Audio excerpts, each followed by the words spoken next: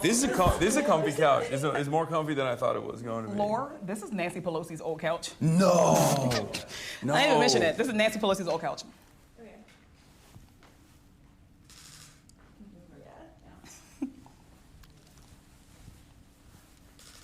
Congress member that I actually do think is awesome.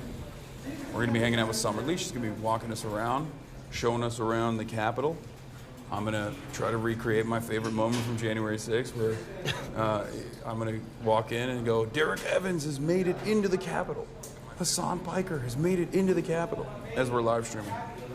You already know. You get a bunch of hogs like you and I, me and March, in the Capitol is basically January 6th. You know what I'm saying? It's basically. How are those? Do people like those jokes? Do they get mad about that? It depends. Are they sensitive about January 6th? People can speak to that. Which is the It's a mixed response. I think some are, some aren't. The Capitol Yeah. Police don't love it. Yeah, no, of course. We can ask them that too. Wait, okay, hold on. All right, we're good. I know chat loves it. Chat loves those jokes. Let's fucking go taking a shit on Pelosi's desk. Okay, first of all, R.I.P. Nancy Pelosi. Nancy Pelosi didn't pass away, but she is finally retiring. It's an interesting day. It's an interesting day to be in Washington, D.C. From what I understand, it's quite empty right now because the House of Representatives is not in session, right? The reps are not in session, right? Only Senate? Not in session. Only Senate, yeah. So there's Senate stuff happening. I believe there's a vote actually that's supposed to be taking place in a couple hours in the Senate over Donald Trump bombing Venezuela. And of course they haven't been able to get enough votes to even demand that there is some sort of legal process to do these sorts of things, obviously. And we'll talk about a lot of that stuff and more, but you already know what it is. It's the blue wave time. It's blue wave. It's woke is back. Woke-mentum. It's Zohmentum, and you can kind of see it. There's a line filing up right now as staffers are trying to go in to. What's up, man? Hell yeah. Yeah, there's a line of people that are walking in, and they're not even patting them down. They're actually just making sure that they are abiding by Sharia law. They've already. The Zohmentum didn't just impact New York in a significant way. It seems like jihad has made its way into this nation's capital. That's right. Woke Sharia is alive and well here in Washington, D.C. So yeah. You can't say that? No, I can say it. It's fine. I met Summerlee and she was so kind and cool. All right, I'll tell her that. I'll tell her that you said that. What's up, man? Nice to meet you. No, you don't have to apologize. Yeah. We're live right now, by the way. Oh, sorry. No, it's all good. Yeah. Okay. Should we go to her? Yeah, she's on her way. Here, take the. New York City's still. Oh, Hey, hi. not you. Hi. Wait, I'll right. come down here. I know, you are so tall. Hi. No. Nice to meet you. Right? Hold up. Yeah, you can get up there. I don't want if you people to think that I'm like, that I'm super short. Let's get you mic'd up. All right. And you can What put is that. this, like a cute so little- you just take the button off from the back. It's magnetic, and then you put it. Yeah, you put it in the back right there. Oh, there it Yeah, I is. got it. It's perfect. Honestly, and then, sometimes we have magnetic. and then you turn it like this. Ah. There we go. It's All right, we're perfect. in here. Okay. I'm gonna try so hard to not hit this multiple times. How are you doing? This is March. I'm Summer. Have you met my people? Hi, Hasan. Nice to meet you. I met everybody else. Yeah, you All met right, me. so we're very My excited. chief is here, but he's a weirdo. Nice to meet you. And is this security? What's going on, brother? Nice to meet you. All right, perfect. All right. So I'm gonna be honest, I Yeah. hate DC. I hate, See, that's because you don't know real DC. Okay, this is not True. DC. No, I always do that caveat as well. Yes, you're Yes. absolutely right. I mean, this DC is I whenever I do stuff around I here. feel you. it's always like there's like an air of evil in the environment almost. Even if it's not evil, I mean, it's like evil mixed with stuffy, mixed with pretentious, mixed with cloudy. Right. I'm very lucky that I met DC before all of this. Uh-huh. Like I got family from the area. Yeah, I got family from the area. Okay. I went to law school here actually. Here? We're going this way. That's why we wore this. Okay. So we are in one of the office buildings now. Mm-hmm. How you doing? They're with me. Some of them. I don't know the tall one. Yeah, I don't know him. Don't do that. No, I'm joking. Damn, you're really getting him. No, I'm joking. But yeah, no, we're over here. So listen, this is Capitol Hill. Capitol Hill, not DC, but this is actually it's kind of bustling. I'm a little bit shocked. Yeah. So like we're just. Oh my God, that is so. Listen, when you talk about staffs, this is my staff, and I like my staff very much. The staff over here that said, "Oh my God," when you walked in, is my roommate staff. Oh, okay. So I like them very much too. But listen, this is the cafeteria. Obviously, we are in like 6 weeks of a shutdown. Yeah. So I was not quite sure how. I'm surprised they're still feeding the staffers. They should be. I thought they would have cut down on their feed the too. Staff is feeding them. The staff are feeding themselves. Yeah. Yeah, no, they're paying for this. Yeah. They're paying for this food. Like it's a cafeteria, but you got to pay for this food. Yeah. So we have a couple cafeterias. So it's like you have this one over here in this building. All the buildings have a little bit of something, and then the Capitol. But then this is where everybody comes. My team, y'all eat down here, right? So, before we move around, is the audio good? Okay. Why don't you introduce yourself as well one more time so we do it the right way? Yeah. Hey everybody, I'm Summer Lee. I represent Pittsburgh, Western Pennsylvania in Congress, so this is my second term. So I know my way around here a little bit, but not enough that I have enveloped the air of evil. But I'm a congresswoman and I'm excited to show you all around. We got friends. We got friends We in have DC. some. I'm a progressive, actual, real life. Yes. Progressive, not the Yes. fake ones. Yes. So there are She some really of us is. here. She is. She's dope. For those of you who don't know. But they know already. They know. And if you don't, now you know. And they're about to find out. All Yeah. right, so what's the plan here? What are we doing All today? right, so we're going to go through here, right? So we're in one of our office buildings. We're going to take a tour of the Capitol. It's going to be an abridged tour because honestly, you could spend years going around this place. So we're going to go through here. We're going to go through like the tunnels. We're going to see all that. Ooh, the tunnels. Yeah, so all of these places are connected by tunnel. We're going to walk through our tunnels. We're going to go through the Capitol, hopefully. Right? We're going to have to move quickly when we get like around the House floor. Yeah. I mean, you asked me. I'm gonna try to get you in the House floor if you want. That'd be great. I know y'all aren't gonna be able to come. Like the people aren't gonna be able to come with us. Oh, they're not but gonna I might be be able able to. Like the camera can't. Oh, okay. But we can peep in. I think we can peep in. We can just do So, a yeah, quick peep. This is my like January 6th tour. You know, that's what. I don't know the route that they took on January 6th. This is. I don't think we're gonna take that route. Yeah. But You know who knows? so like You know who everything is knows? connected Was by it tunnel. Lauren Right? Boebert. She knows the route. She knows that there are people who know the route. Yeah. I wasn't even here when all that happened, so honestly, I watched a video of that, and I was a little scarred by it, like watching it, and now knowing, just like being here, knowing how this place works, like to now envision like an actual insurrection happening here is wild. Yeah. Well, we were there basically because everybody was kind enough to live stream it. Yeah, I know. Which was like, I think that was but now knowing, knowing what I know and seeing like the breaches that they were like really breaching defenses. Yeah. Like, they made it to awesome. places that they should not have been able to make it. Yeah. So that is a little jarring, but and you'll see like just walking around here, like you will get it. Like you should not be able to get. Listen, dogs are everywhere. Yes, I used to have an office dog too. Way. Everybody have an office dog. That's cool. Yeah, we love our office dogs around here. I forgot that this is also all the politics nerds, so everyone keeps like passing by being like, "That's Hassan Piker." I'm like, "What?" This is your place. Yeah, this is Welcome like home, brother. This is like a convention. Welcome home. So look, like right here, all right. So this is they're all with me. Hi guys. Sorry, this one. So look, this is the tunnel, right? This tunnel connects all of the different office buildings. Whoa. And this is just the house ad. This is what the QAnon people think is like the baby transportation tunnel. That's what they think is going on. I don't know nothing about that. I missed that. But this tunnel, Q, is really nondescript tunnel, other than the fact that on the wall are like all these portraits. Mm-hmm. These are pictures, like every year, I think, we do a competition with kids, like high school kids. Every single district. So every district gets to pick a winner.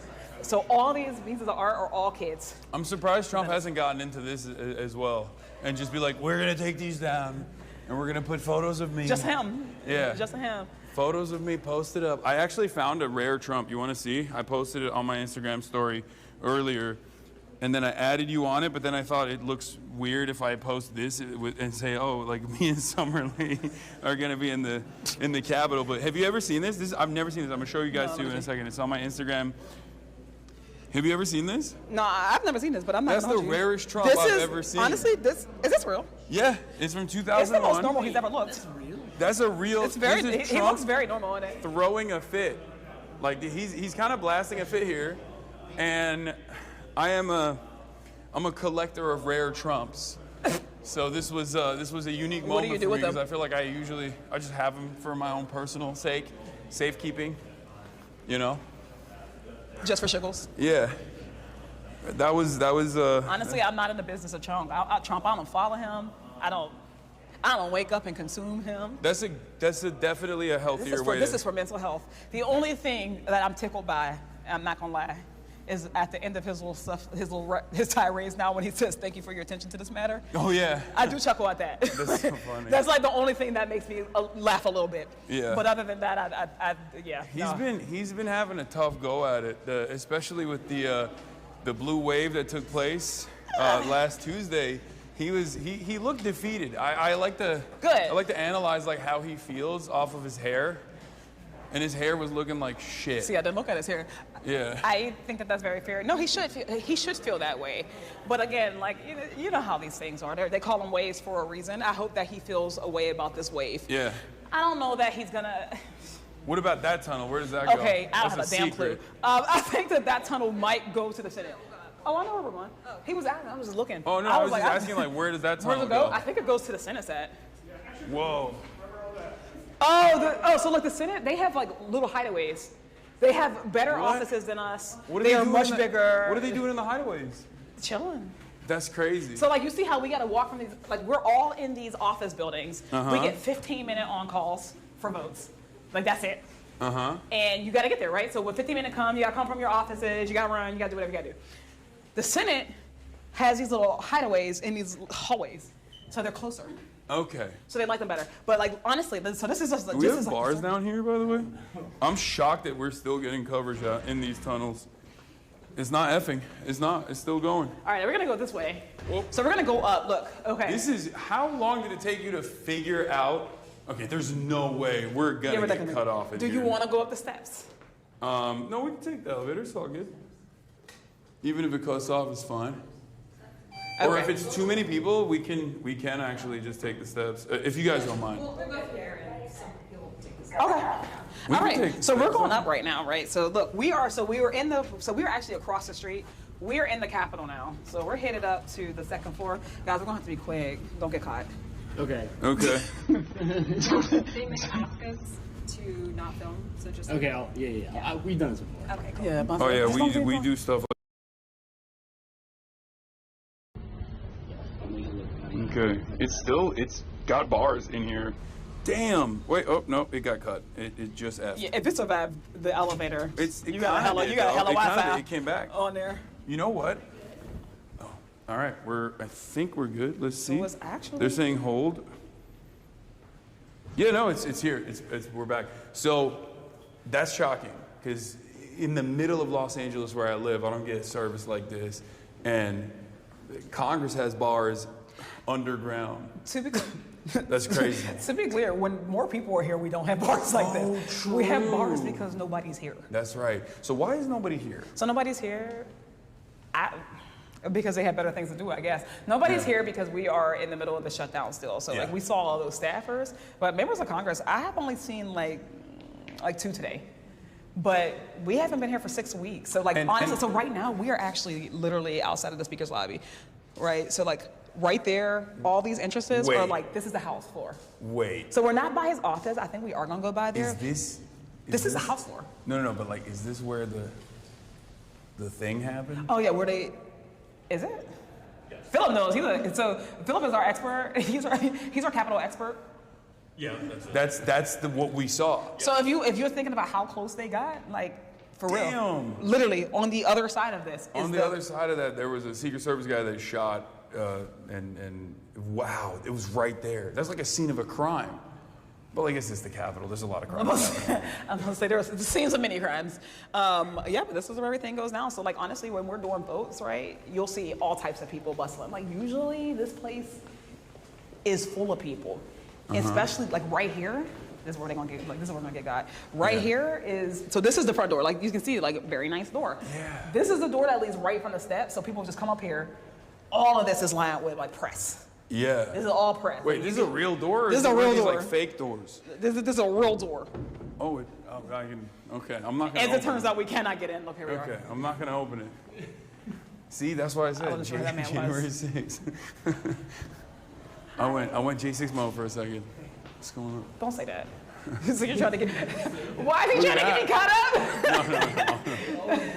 You gotta stop joking like that, man. They're gonna put us all out. No, it's fine. All over this place. Murals, marble. Actually, we're gonna go over to Statuary Hall, which is where all the problematic artwork is. Ooh, okay, I mean, there's some problematic people in that too. So. Small fries over here. Yeah. And then look, the fascies, because all the founding fathers were Rome weebs. They were weebs for Rome.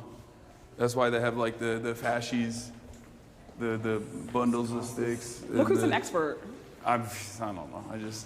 I'm just making stuff Give up. me the tour. You know more than me. I'm just making stuff up. I mean, this is cool. The architecture is actually pretty fire. I don't think I've ever been inside the Capitol before. Like I've never done like, because I didn't go to school here. I went to school in Turkey, so we never did the tours and stuff. I went to school here, and we never took tours, but I went to public school. Oh, look, here's our news friends. They're always here. Yeah. So it's like, this is where CNN, Fox, NBC. Oh, this is where they line up. This is where they come and they talk, and then there's so much echo. Yes. This is the best. All echo. This is the best location to do this. It's because we're in the dome now.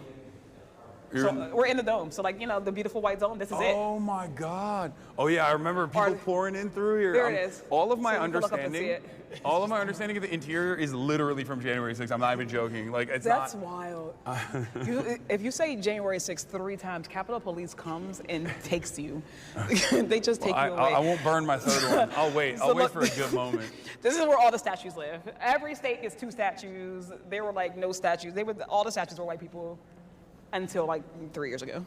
Yeah. They're just now starting to put non-white guys into here, but every state theoretically got to pick like 2. Person here. Yeah. That's cool. No, they're all over the building though. This is where the most of them live. Every other part of this tour, you're gonna see some random statue of a guy who you don't remember. What about? Okay. Oh. What about the? I was gonna ask about like the Pope guy, but never mind.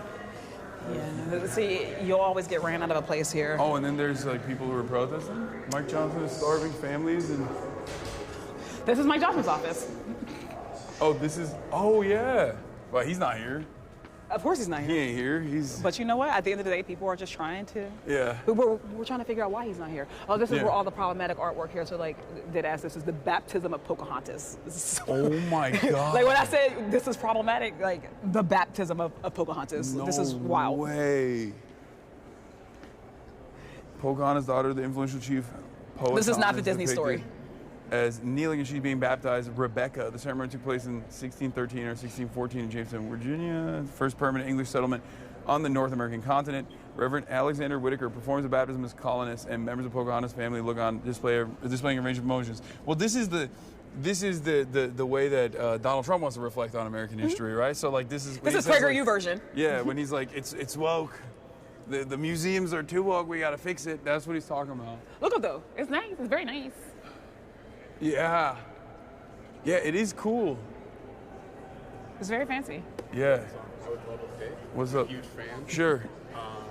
Honestly, I kind of work here. Don't want to say who I work for. Okay, well, you're on live stream, Yeah, just no, so I you know know. exactly. Oh, okay. Yeah, no, believe me. But All right, you want to get flicked up? Let's do it. yeah, man. Let me get out y'all's way. Here's you want a picture? I'm gonna tell your boss. No, I'm joking. He's our You're he's our asking. intern. The intern is asking Summer Lee. Hey, no, I'm bored. That's crazy. That's crazy. The others are for Laura. All right, That's nice to listen. meet you. All right, get in here, bro. Come on. We're humble office here. Quick. Yeah, we do. All right. We got to keep it moving, bro. All right. Hell yeah. Nice to meet you. Coalition. Let's go. Hell yeah. Take care, man. Have fun. All right. I'm trying. I am actually. I'm having a lot of fun. This is fun. So as you see, you might not know we're getting ushered out of this place too. But yeah, here's all the rest of the pictures. They're always the bit. That is the picture where, like, I think, is that the one? One of these pictures is the one on the internet where they like circle all the slave owners. Oh, it's probably that one. Yes, that is the definitely that one. So like all these Independence pictures depicting a very particular version of history. But Damn. Abe had boots? He had Honest Abe? He had boots on. He had heels. fashion setter. He's before his time.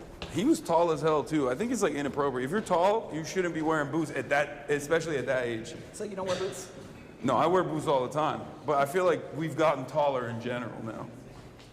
Whereas back And then. you're taller than what I thought you were going to be. Oh, really? Yeah. I do hear that sometimes. No, because I always see you sitting down. Meanwhile, everybody else always tells me they thought I would be taller. What is this? Oh, okay. All right. So where are we headed now? All right, so we are headed now to the crypt.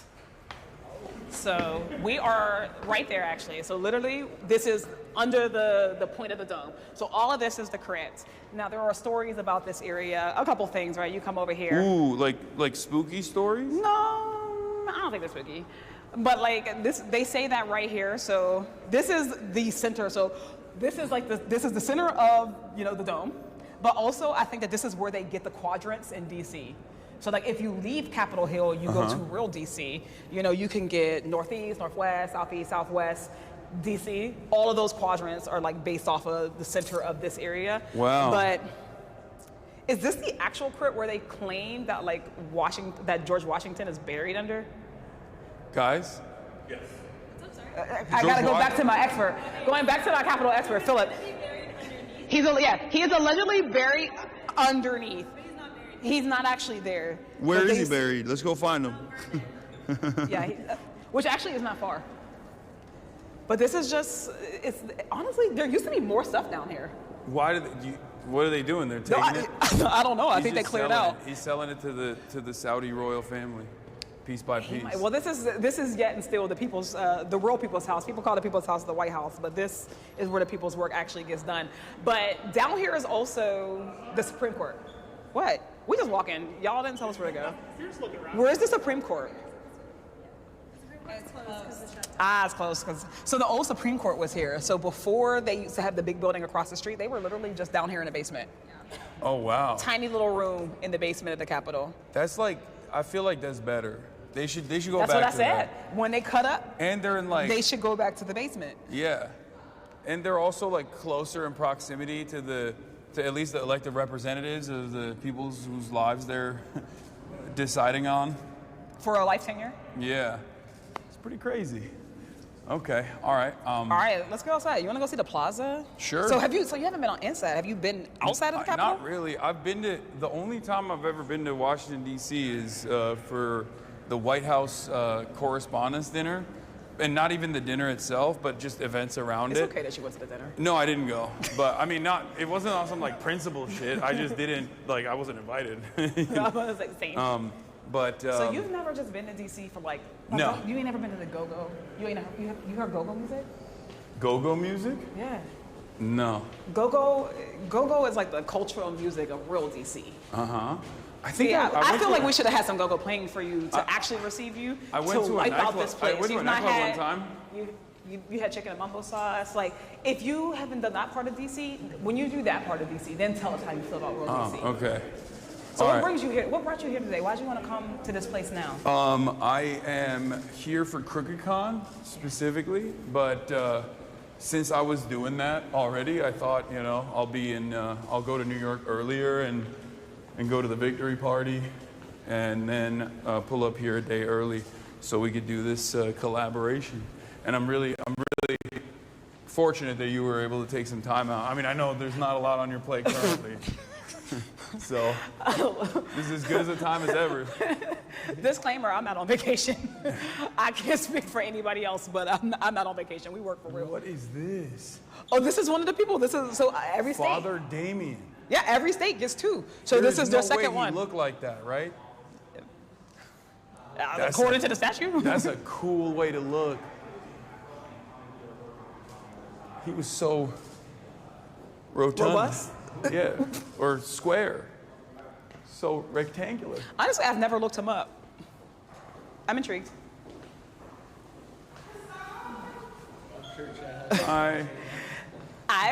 If you were here when this place was open, you would have made it through.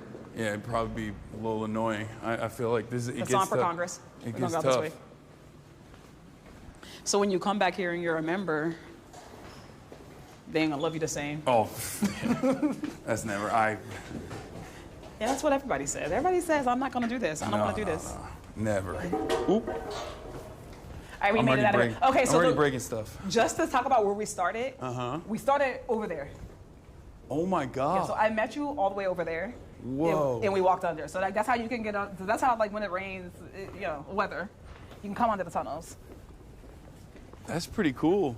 But when you come here outside, usually, so this is the plaza where everything is, right? We got all the office buildings. They're over on that side.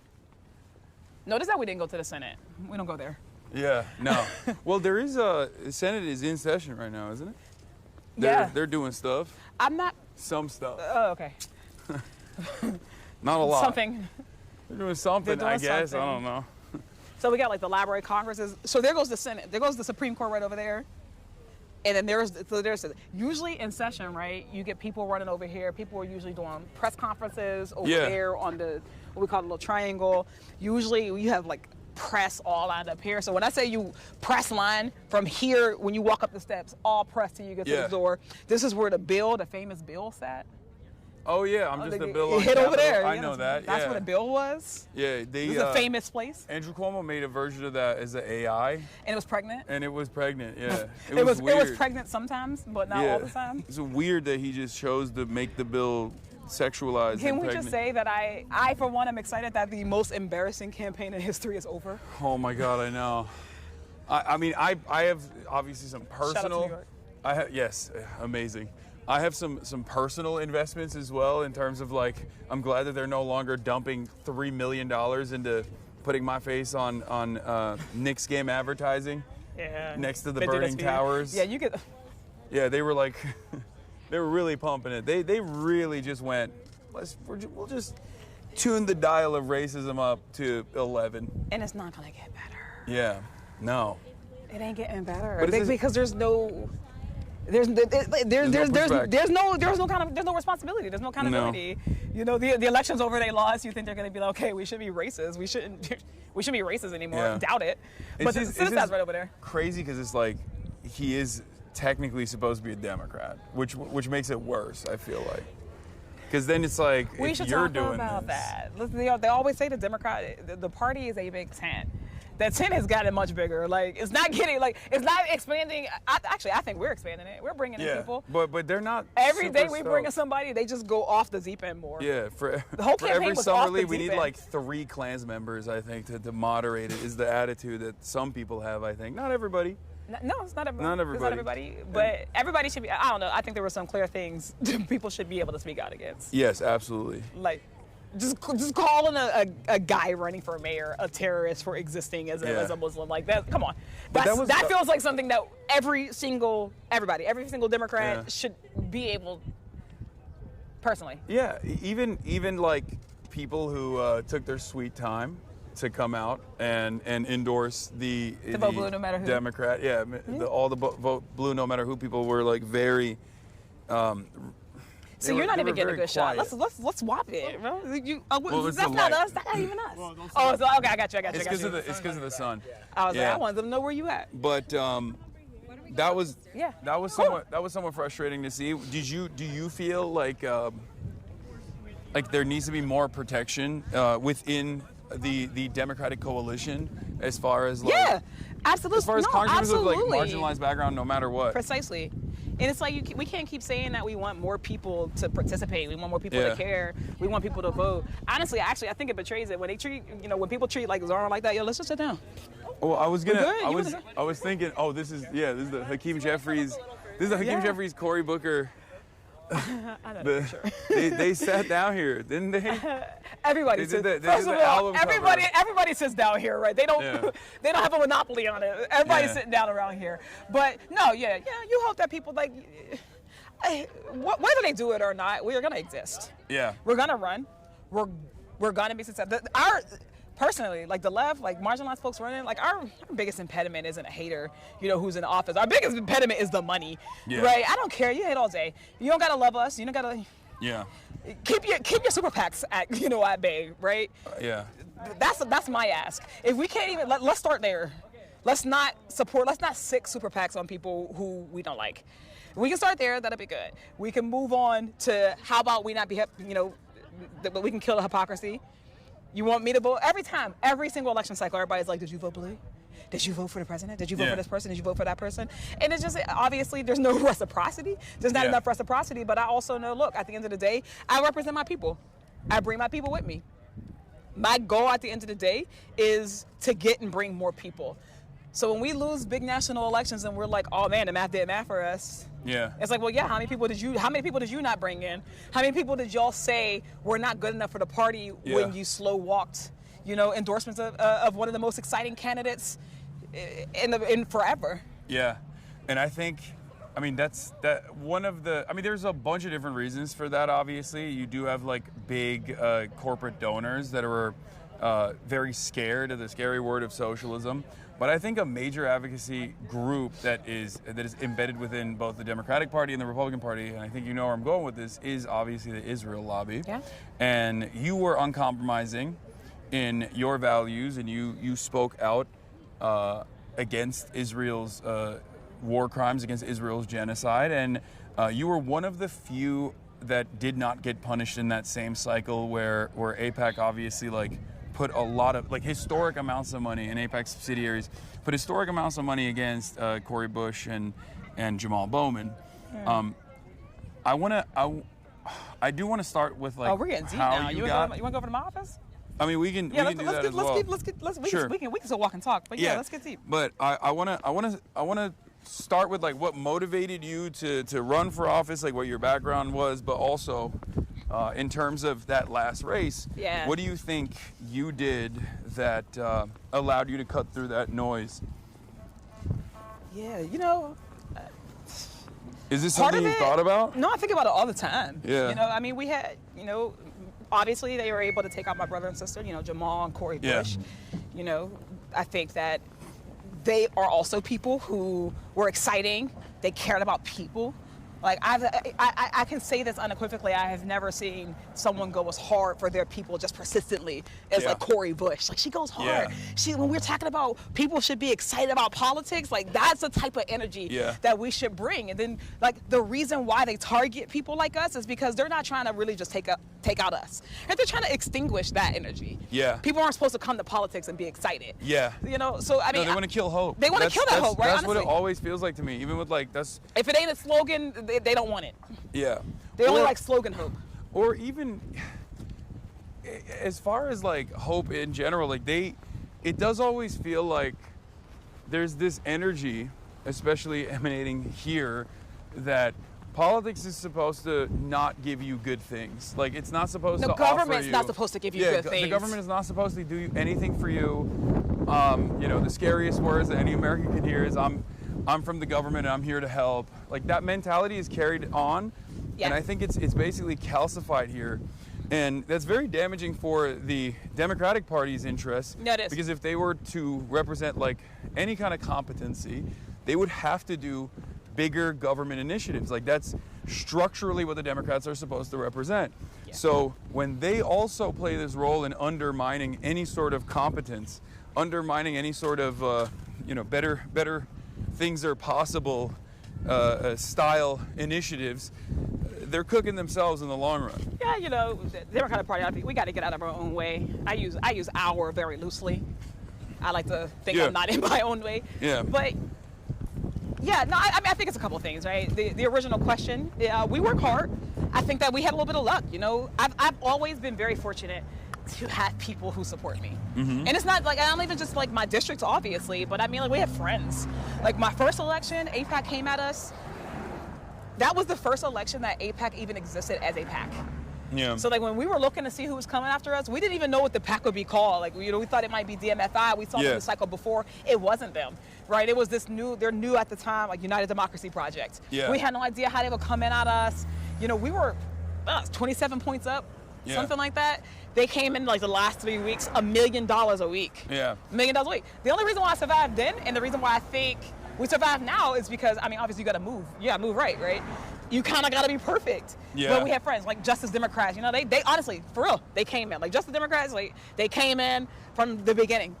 When they started to put those millions in, they went and found us a couple of dollars. Yeah. You know, we had a couple of our union friends, you know, progressive folks all over the country. They were doing phone banks. Like we just had like lefties, like all over the country doing phone banks for us. Yeah. And you used to think that those tactics didn't work.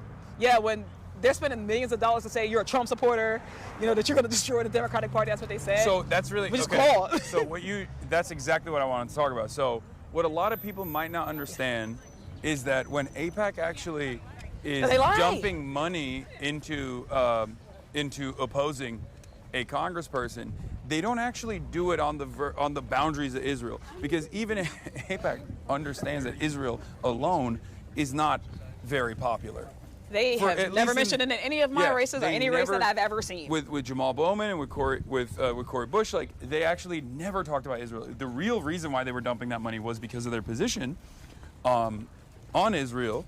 Yeah, it was a position on Israel, but it's also just their position on the status quo. Yeah. Right. But They AIPAC all the folks who are big donors to AIPAC. Yeah, they have interest, just corporate interests. Yeah. Right. It was like the CEO of like Home Depot. Yeah. You know, exactly. it's different people who are coming at folks who are vocal, who want to tax the rich, who want to hold, you know, the system, whatever the party is, accountable. Yeah. That was really the common denominator. Yeah. No, absolutely. But they never what I'm mentioned saying it. is that their angle of attack is never on the boundaries No. of Israel, but it's never because I'm not a Democrat. That's what they told me. Yeah, we're not going after Summer Lee because she's, she's trying to hold powerful corporate interests to account. We're going after Summer Lee because she doesn't cooperate with the Democrats if it's the primary, and I assume if it's in the general, there's like different lines of attack that they change up, right? Like. It's usually No, they did the same attacks. Oh, they just so what were, I guess a little what tiny were- bit. what were- A little what were tiny the bit different. What were the common threads there? Like, what were the So, lines of attack? Honestly, so genuinely, it was nothing but like, she's not a good enough Democrat. Yeah, They just changed the message on every medium. So on TV, wall-to-wall coverage. You know, just like ads is like Summer wants to destroy the Democratic Party. Just wall-to-wall coverage. You wake up, and you. honestly, at this rate, We're gonna go that way. currently, We're gonna go in that door. I would never go in that door because it's easier to get into this one. It was like every day. You go outside, you can check your mail. One day there were 4 mailers in people's mailboxes. Each of them had me with like Marjorie Taylor Greene, Donald Trump, right, trying to paint this picture that, you know, I'm not a good enough Dem. They pull, you know, out of context tweets. Yeah. You know, they did stuff like that. Oh, classic, yeah. But it was like all fear-mongering, right? Just like they're radical, they don't know enough, like they're not us, right? Yeah. It's the us versus them thing that they do anyways. So that was the message that they sent. And then they went, they didn't beat me, right? But they lowered that lead. yeah. We went from 25 points up to winning by like 900 votes. But it's so, like that is so undemocratic. Like I know No, this is a point that gets stressed quite a bit in terms of like any kind of corporate lobbying and any sort of like super PAC, but it quite literally is antagonistic to democracy. You do the right thing, like on paper you go out, you speak to your constituents and you say, here's what I've done, here's why you should vote for me again, here's how I'm going to fight for your values and fight for the things that you care about. And then they can lie. This faucet of unlimited capital can just come in and just disparage you and make things much more difficult.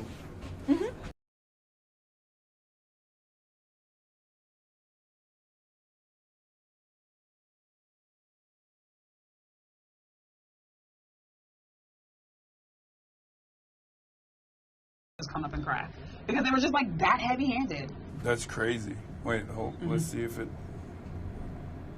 we dropped off or not. Classic elevator F. Okay. Oh, thank you. Real quick, we're in our office building. This is best hallway. Let's go to my office. Okay. Oh, we got woke flags, ladies and gentlemen. We're in the heart. These are the offices of representatives. But what are they representing? They're representing woke. Well, wait till you catch this flag of my favorite neighbor. Who is there? Can you tell who my favorite neighbor is? Oh, hell yeah. Yeah, of course. Of course. Congressional Mama's Caucus.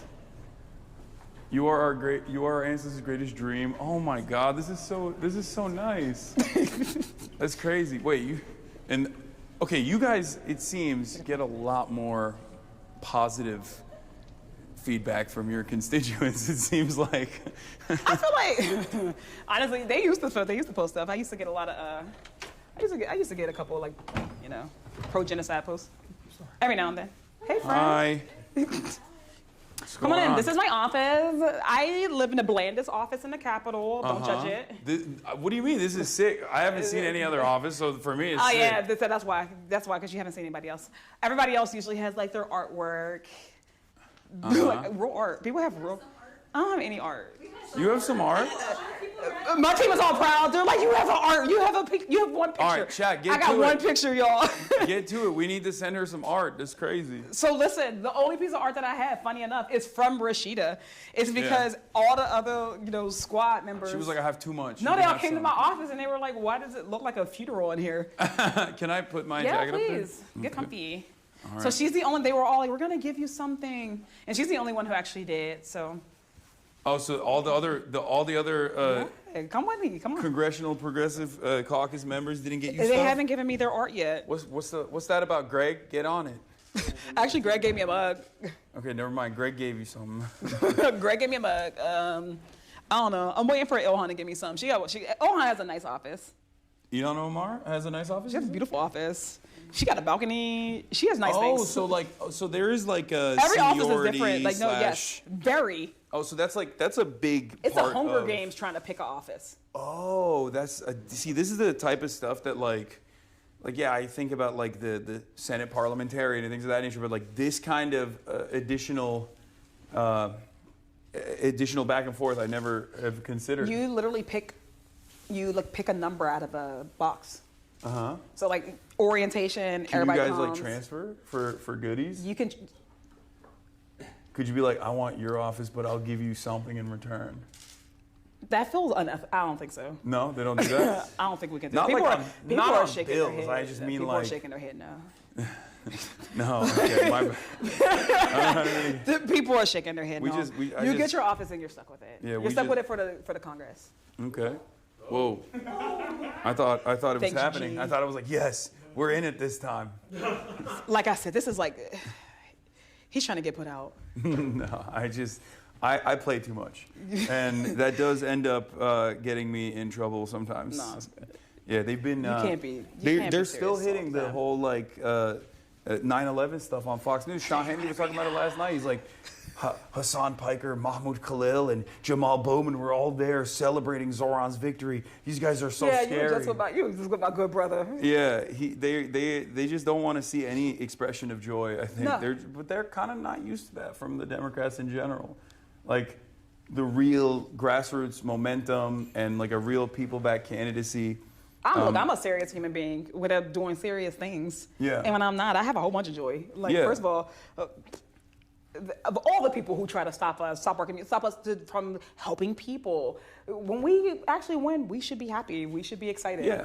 I think we did exciting things. I think we did exciting things this week. Yeah. I mean, it's been longer than a week, but I think that we have things to be excited about. And your haters are always going to be upset. So personally, I couldn't care less. Oh no, couldn't care less what the Fox News say. I couldn't care less. As long as you have your people covered, as long as you are doing your very best, it doesn't matter. They want us to be hopeless because that's what authoritarianism needs. Yes, absolutely. So they want you to feel like, oh, you can't beat us. So let's start in the beginning. All right. What got you invested in politics? Like, how did your journey start? My first day I went to law school. It was orientation. I was like, I ain't never gonna be a lawyer. But I was already there. I already paid, so I was like, I'm gonna stay. Might as well go through it. Yeah, I'm gonna go through. I'm gonna finish. I didn't want to do that. I didn't want to do it because it was like, you can like litigate one case at a time. It's just like a brother brought in some trumped up charge, and you do that one at a time. But like, who's thinking about the system? I never thought that. That's crazy. People tell you this all the time, right? You were like, I'm going to the top. I'm cutting. I'm just skipping steps. There's no such thing. Have you met some of my colleagues? No. I didn't mean it like that. No, that's what I mean. Even the joke about it. Like, there are people up in here, you think you skipped a step. Yeah. Oh, no. Somebody was like, you have imposter syndrome? I was like, no, I know my colleagues. There are people here that should be, I don't even know how they get up the steps in general, both literally and figuratively. That's a different story. But no, so I was just like, I'm like, okay, so all of these like inequality, like it's cyclical, right? You grow up in a poor neighborhood, you are disadvantaged at every turn. Like I come from the Mon Valley. It's so funny. I don't think people realize this, but I'm from Braddock, right? I'm from Braddock, PA, right? Which is where, our hey, that's y'all thing. Go on. I'm actually from Braddock. Like my family's actually from Braddock, right? That's where my people are from. Yeah. So we grew up steel mills, all those things. We got some of the worst air quality in the nation. Industry collapses, towns abandoned. What about your family's background? Were they working in the steel mills? I had a whole bunch of family working in the steel mills. Yeah. And that was like there was unions back then. You know what's interesting about that? Yes. Pittsburgh has always been a union town. We don't just say that for fun. Pittsburgh has always been a union town, and this is the thing that I think gets me in trouble. When we used to, in the early days, just on like this environmental racism stuff, like working on this environmental racism stuff, like reminding people like we have the worst air quality. We worked in these steel mills, and like the mill was not sustaining the community the way the community is sustaining the mill. People were upset when we talked about that, but like I had a license in ways of other people. Yeah, I had family members who worked in the mill, and they were not in the unions because black folks couldn't join the unions until I believe, like, don't quote me, don't be mad at me if I'm completely wrong, but black folk couldn't join those unions until like the 70s. Yeah. So like the last generation of my family, who was in the mills, my granddad was in the mills. He actually left the mills and somehow became a teacher. Oh, wow. So I think he might have been, I don't know if he was able to be in USW, who I rock with hard. Like I rock with my labor brothers and sisters, but he wasn't the teachers. Yeah. So since then, the whole thing was like, we want better for you. We want you to be in safer jobs. Like we want you it ain't got to be about getting out, but we want the community to be good for us. You shouldn't have to leave your own community. You shouldn't have to get out, right? Like all the things, you go to any other community, we want the same things everybody else want, right? No, absolutely. Like I don't want to be gentrified to get a coffee shop. Yeah.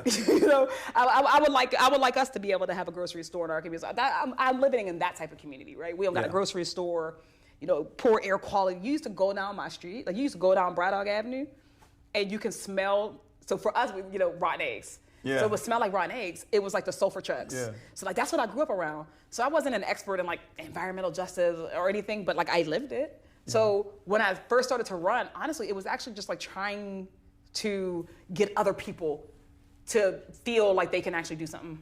Like the system shouldn't be sending us people. We should be sending the system people. Yeah. So I was organizing, like trying school board, local stuff. Like people don't, everybody's always what was the issue that you find yourself organizing around initially? Then? Yeah, back then. So my high school has gone viral for a number of things. Okay. This particular thing, this 1 year, my school went viral, I think 3 separate times for like police officers and like the principal allegedly like beating kids up on camera. That's insane. It was on camera. But it does happen a lot. So school resource officers?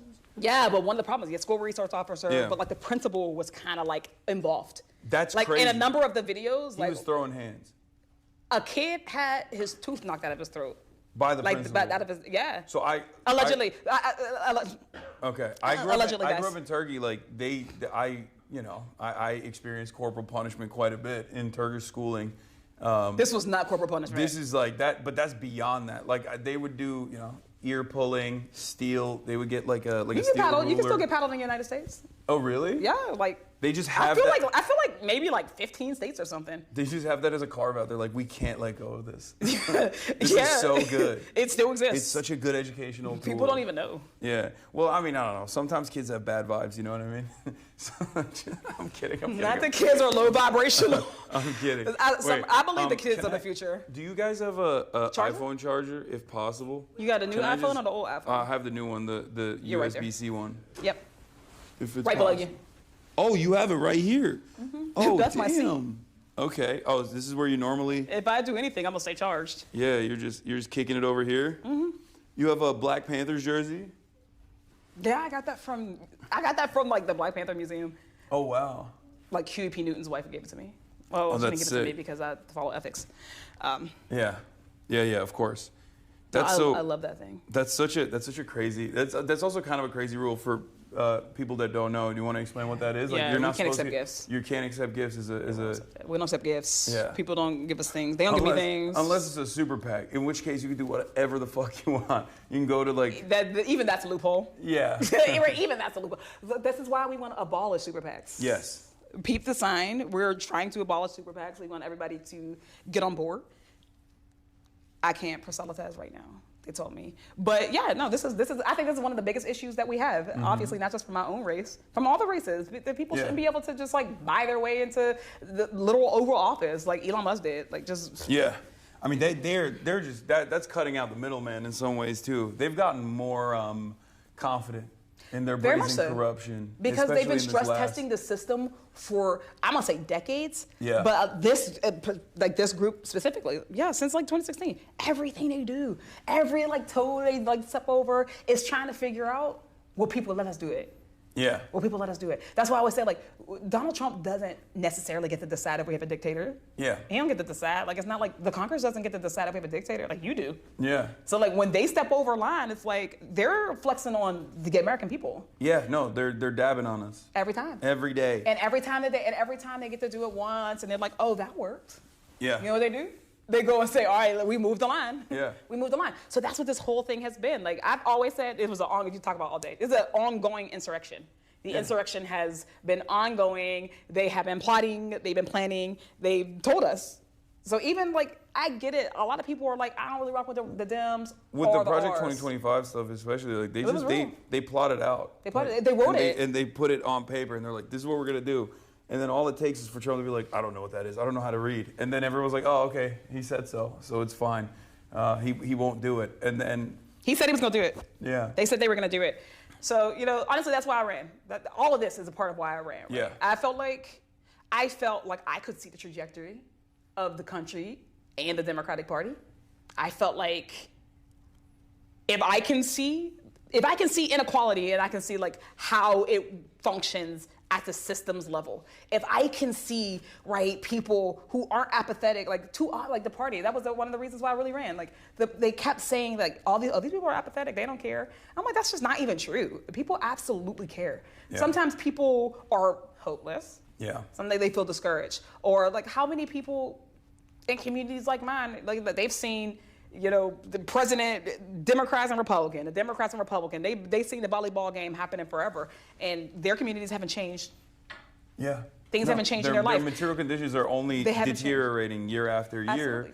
And I think that is a major issue. That's like what I address all the time as far as like the sense of entitlement. It seems that some people hold, Democrats in particular, where they're just like, no, you have to vote for us. We're better than the other guy. And like theoretically is true. In theory, harm reduction is correct, right? Is a correct theory. I believe But so. it's a terrible way to It's a campaign. bad message. It's a bad message. It's a terrible way to campaign, and it's been an abject failure over and over again. I think that's the key point. It's been a failure. I think that multiple things be true. When I used to knock on doors in my really early days, because that's all we did. Like I knocked doors twice a day, every day. So I did a morning shift, I did an afternoon, I did like an evening shift. I'm hitting people for breakfast and dinner. Just talking to voters. And same things all the time. Like, you deserve clean air and water, right? Yeah.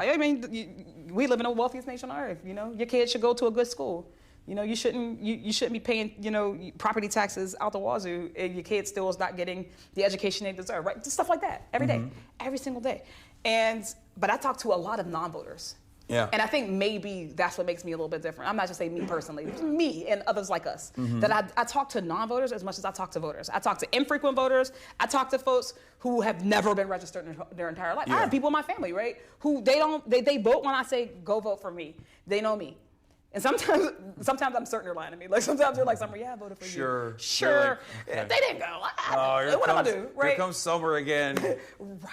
Asking us to go out and register. I had to go and like drive because I was like, girl, I'm a babysitter. I'm gonna drive you to the poll. Like I need this vote. But no, I've talked to these non-voters, and at the end of the day, it is that hopelessness. It's like, well, what's the difference? It doesn't make a difference. And then I talk to your Democratic establishment people, and they're like, well, of course there's a difference. The Supreme Court, right? Roe v. Wade fell because the Senate gets to a point. Yeah. That was a real thing that happened, and I think that the disconnect is that.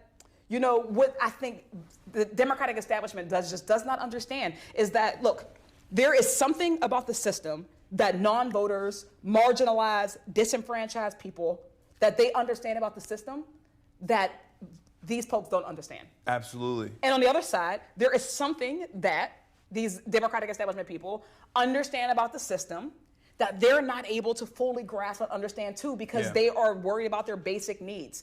The key is that it's incumbent on us to go and get folks. Yeah. Like we're the ones who are supposed to say, I understand why you're skeptical.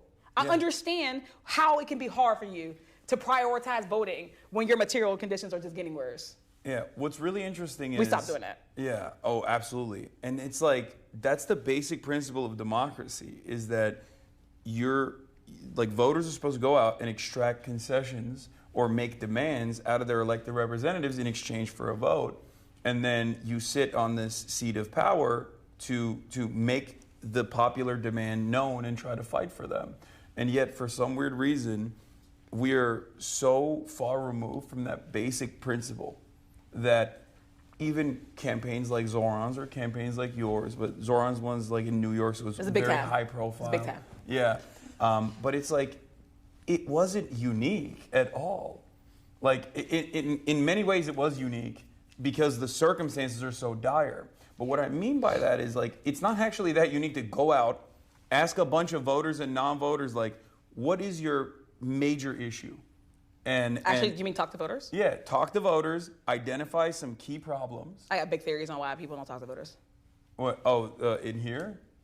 Oh, I would not love even to, just here, right? I would love to get into that because that's a major gripe we'll that I have. Back. But what I'm saying is, like, it's the most basic thing. You go out and you ask people, like, what's your issue? How can I solve it? And then you identify a couple of those issues, and you keep hitting those issues. And of course, lo and behold, all of them revolve around material inequities and financial struggles, affordability, things of that nature. And you just keep hammering out those points, and you win. Even when you have hundreds of millions of dollars in corporate interests and numerous different advocacy groups. I'm not going to say even. Let's be real. Zohran had some dollars. He had support. He had help. When a lot of people talk about, oh, why'd you win? Why'd he win? Sometimes because it's a good story. We put the emphasis on the grassroots organizing. Yeah. What did he have? 90,000 volunteers? I don't know if that's a real number. No, he had 50,000. 50,000. He had 50,000 in the primary and then 104,000 in the general. That's wild. Let me tell you who ain't getting that many volunteers. Nobody else on God's green earth. Like, not in a district, right? In a non-national campaign. Well, we're trying to fix that. Absolutely. But in a non-national campaign, that's wild. So we put the emphasis on that because we should. Because proportionally, that's us saying, like, the reason why we're here is because of you, right? People put us here, people care. We connected, real connection. And so sometimes people are like, well, you don't need all that money. But it's like, At the end of the day, when your ops can get out anything, say anything about you, and you can't counteract it, it does hurt. It hurts because now you need more. Like, you need more volunteers to now go. Now you got to counteract the lie. Yeah. So, like, the idea that we don't need money, like, I would love, and I can't wait. It exists.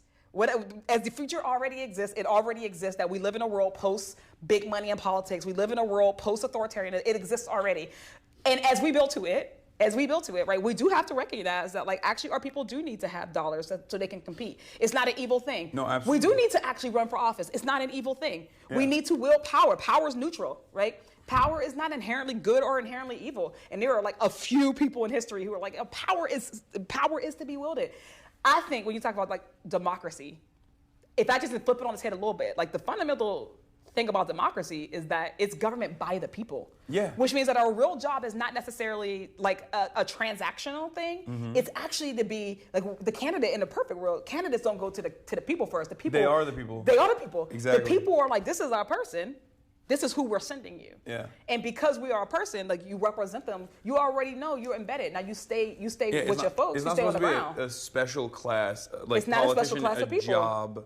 Yeah, it's supposed to be you're a teacher and then you're representing your community. You represent your community. You can Yeah. be anything. Mm-hmm. And that changes. Well, what's the qualifications for Congress? Yeah. People think that the qualification for Congress is Nothing. lawyer, business no. owner. No, it's whatever lived experience you Yeah. have. You are personal. You have personal expertise on all types of stuff. Yeah. You be convinced that we don't have it. And I think I would go so far as to say, if you're a regular person experiencing financial struggle, trying to make ends meet, trying to pay for rent, you have the necessary qualities that many people in Congress no longer hold, especially after years and years of being a part of this machine.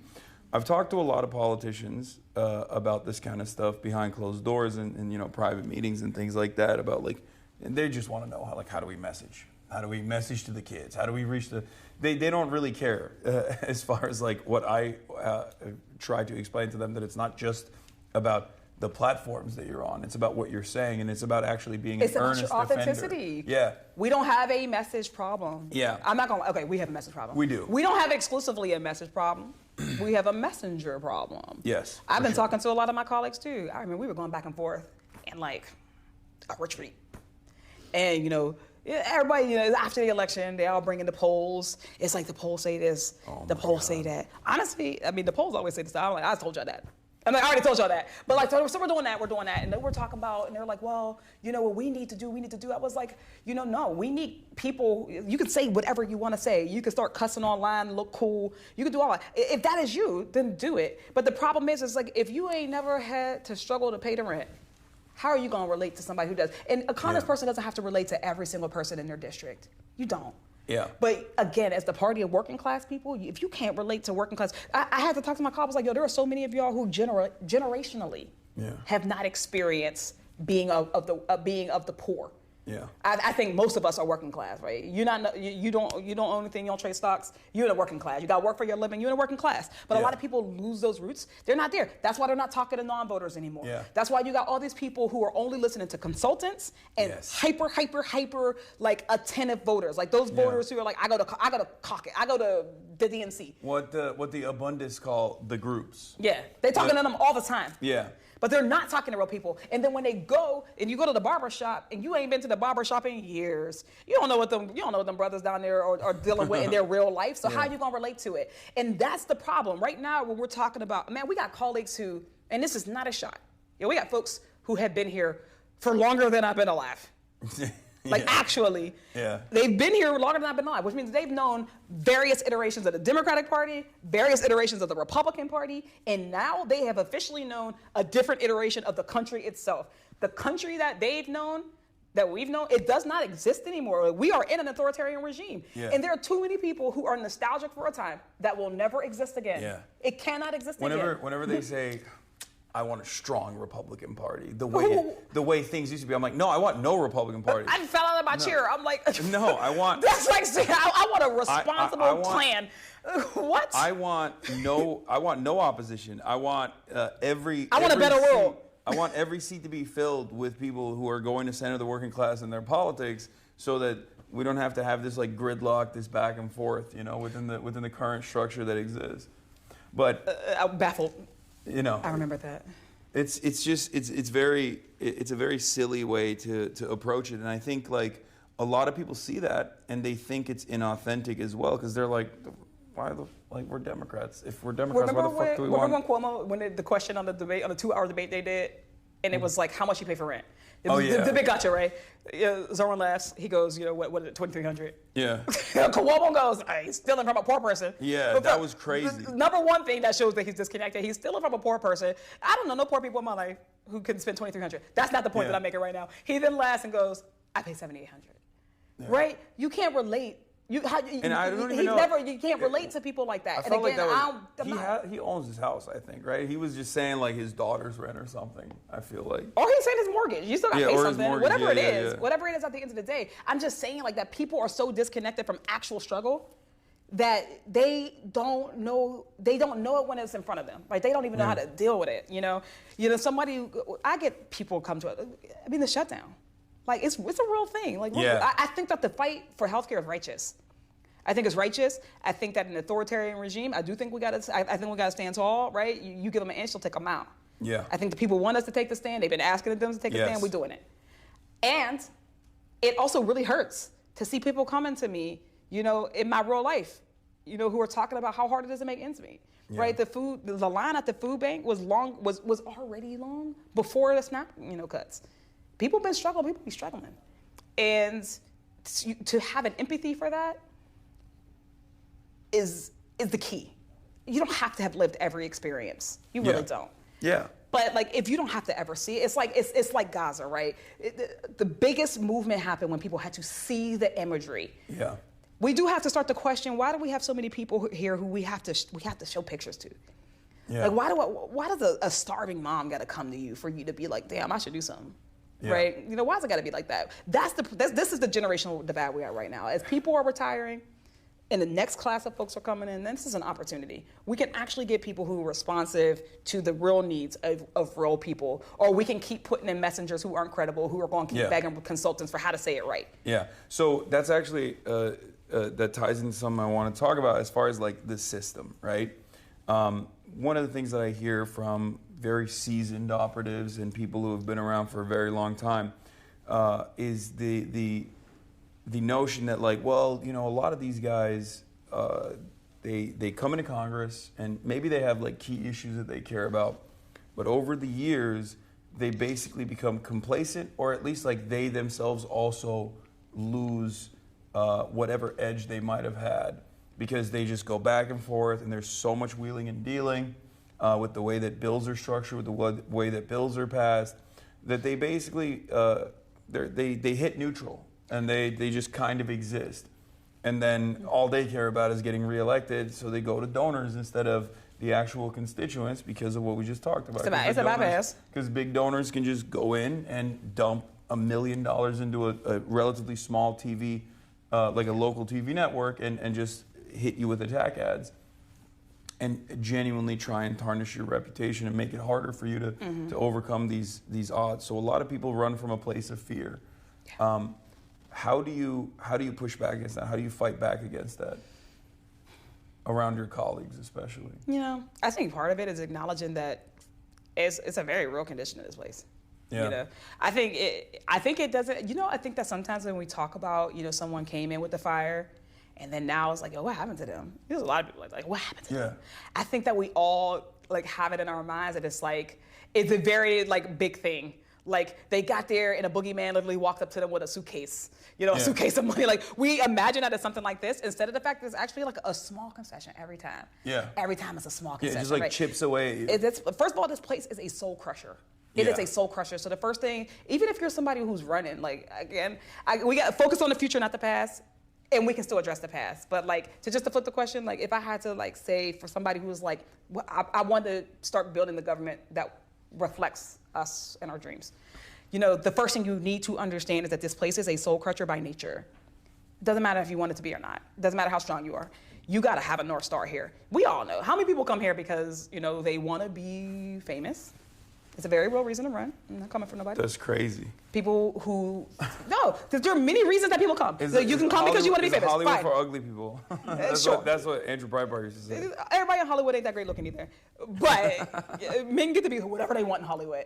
No, but like, no. So you can come for that. You can come because you're like, oh, look, yo, I got an idea. I have a perspective. I want my perspective to be. You can come for that. You can come, you know, whatever reason you come, you need to have a North Star. Like, what is the reason that when this shit gets hard, like when it's the worst, you know, what is the thing that's going to get you up in the next day? And if you have to have that center, because again, it's everything. It's not always going to be the first thing. The first thing is going to be like, hey, can you look? Just take this vote, right?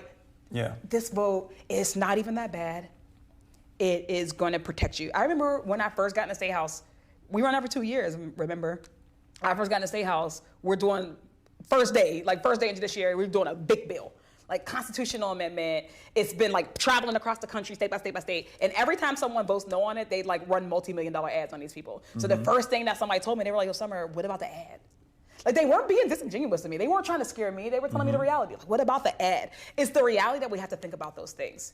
Yeah. Now you choose how you react to that. You know the ad can come. You know the ad might exist. Is it more important that you specifically make it, or is it more important that the legacy exists of being bold, of being a bot, of representing this interest? That's where people are, that's where they get you. Because it's easy, you want to be comfortable. I have vowed to not necessarily be comfortable here. Because the moment you kind of get comfortable, you got to give up on something. You got to give up something. I don't want to be comfortable here. I get why people want to be comfortable. I think it's wrong, but I get it. Yeah, and then that slowly but surely chips away, and then it's already so difficult to make changes in the positive direction that people just kind of give up. And then they see the woman in the But that favors the right flank. Every time. Every time. It's much easier to destroy. It's much more difficult to build. And the left flank party in this country is supposed to, in every country really, is supposed to be the party that is building towards, expanding social safety nets, building housing, building better public transit, these sorts of things. And I do feel like Democrats have a real messaging problem on that front, because they constantly find themselves in a position where they're telling people, no, you don't understand how this works, sweetie. Better things are not possible. Meanwhile, on the other side, that's a real message. Yeah, I mean that's the real message. That is like Hillary Clinton famously in 2016 against Bernie Sanders said that Medicare for all was like demanding a unicorn. You know, like, oh, what's next? We're going to give people, I could just run around saying I'm going to offer people unicorns. And it's like, that's insane to just be that cynical is crazy. It's also a very low opinion of the electorate. Just because we're not somewhere, it's like the opinion that like we're somewhere now, we'll never be able to make it out of that. Yeah. And I think the sinister reason as to why she's saying that, and many congresspersons also have a similar attitude, especially on this issue, is because it is such a massive, such an expensive industry that has a lot of corporate donors, that is constantly in these rooms, maybe not this one obviously, but in these sorts of rooms, and they are able to say, do not take a stand on this issue that would actually harm our profit centers, our profit margins, or even abolish it in its entirety. Yeah. Yeah. So we're definitely slaves to money in politics. Yeah. We're slaves to it. All over the country, you ask about kids getting mowed down by assault rifles. Yeah. All over the country, people say, no, we do not think that should happen, and yet you still get politicians who cannot move on that. Why is that? So what you're suggesting is door control. We got to get better locks on the doors, right? That's what we moved on. No, I think the first thing that the Democratic Party got to do is we got to decide who we want to be. Yeah.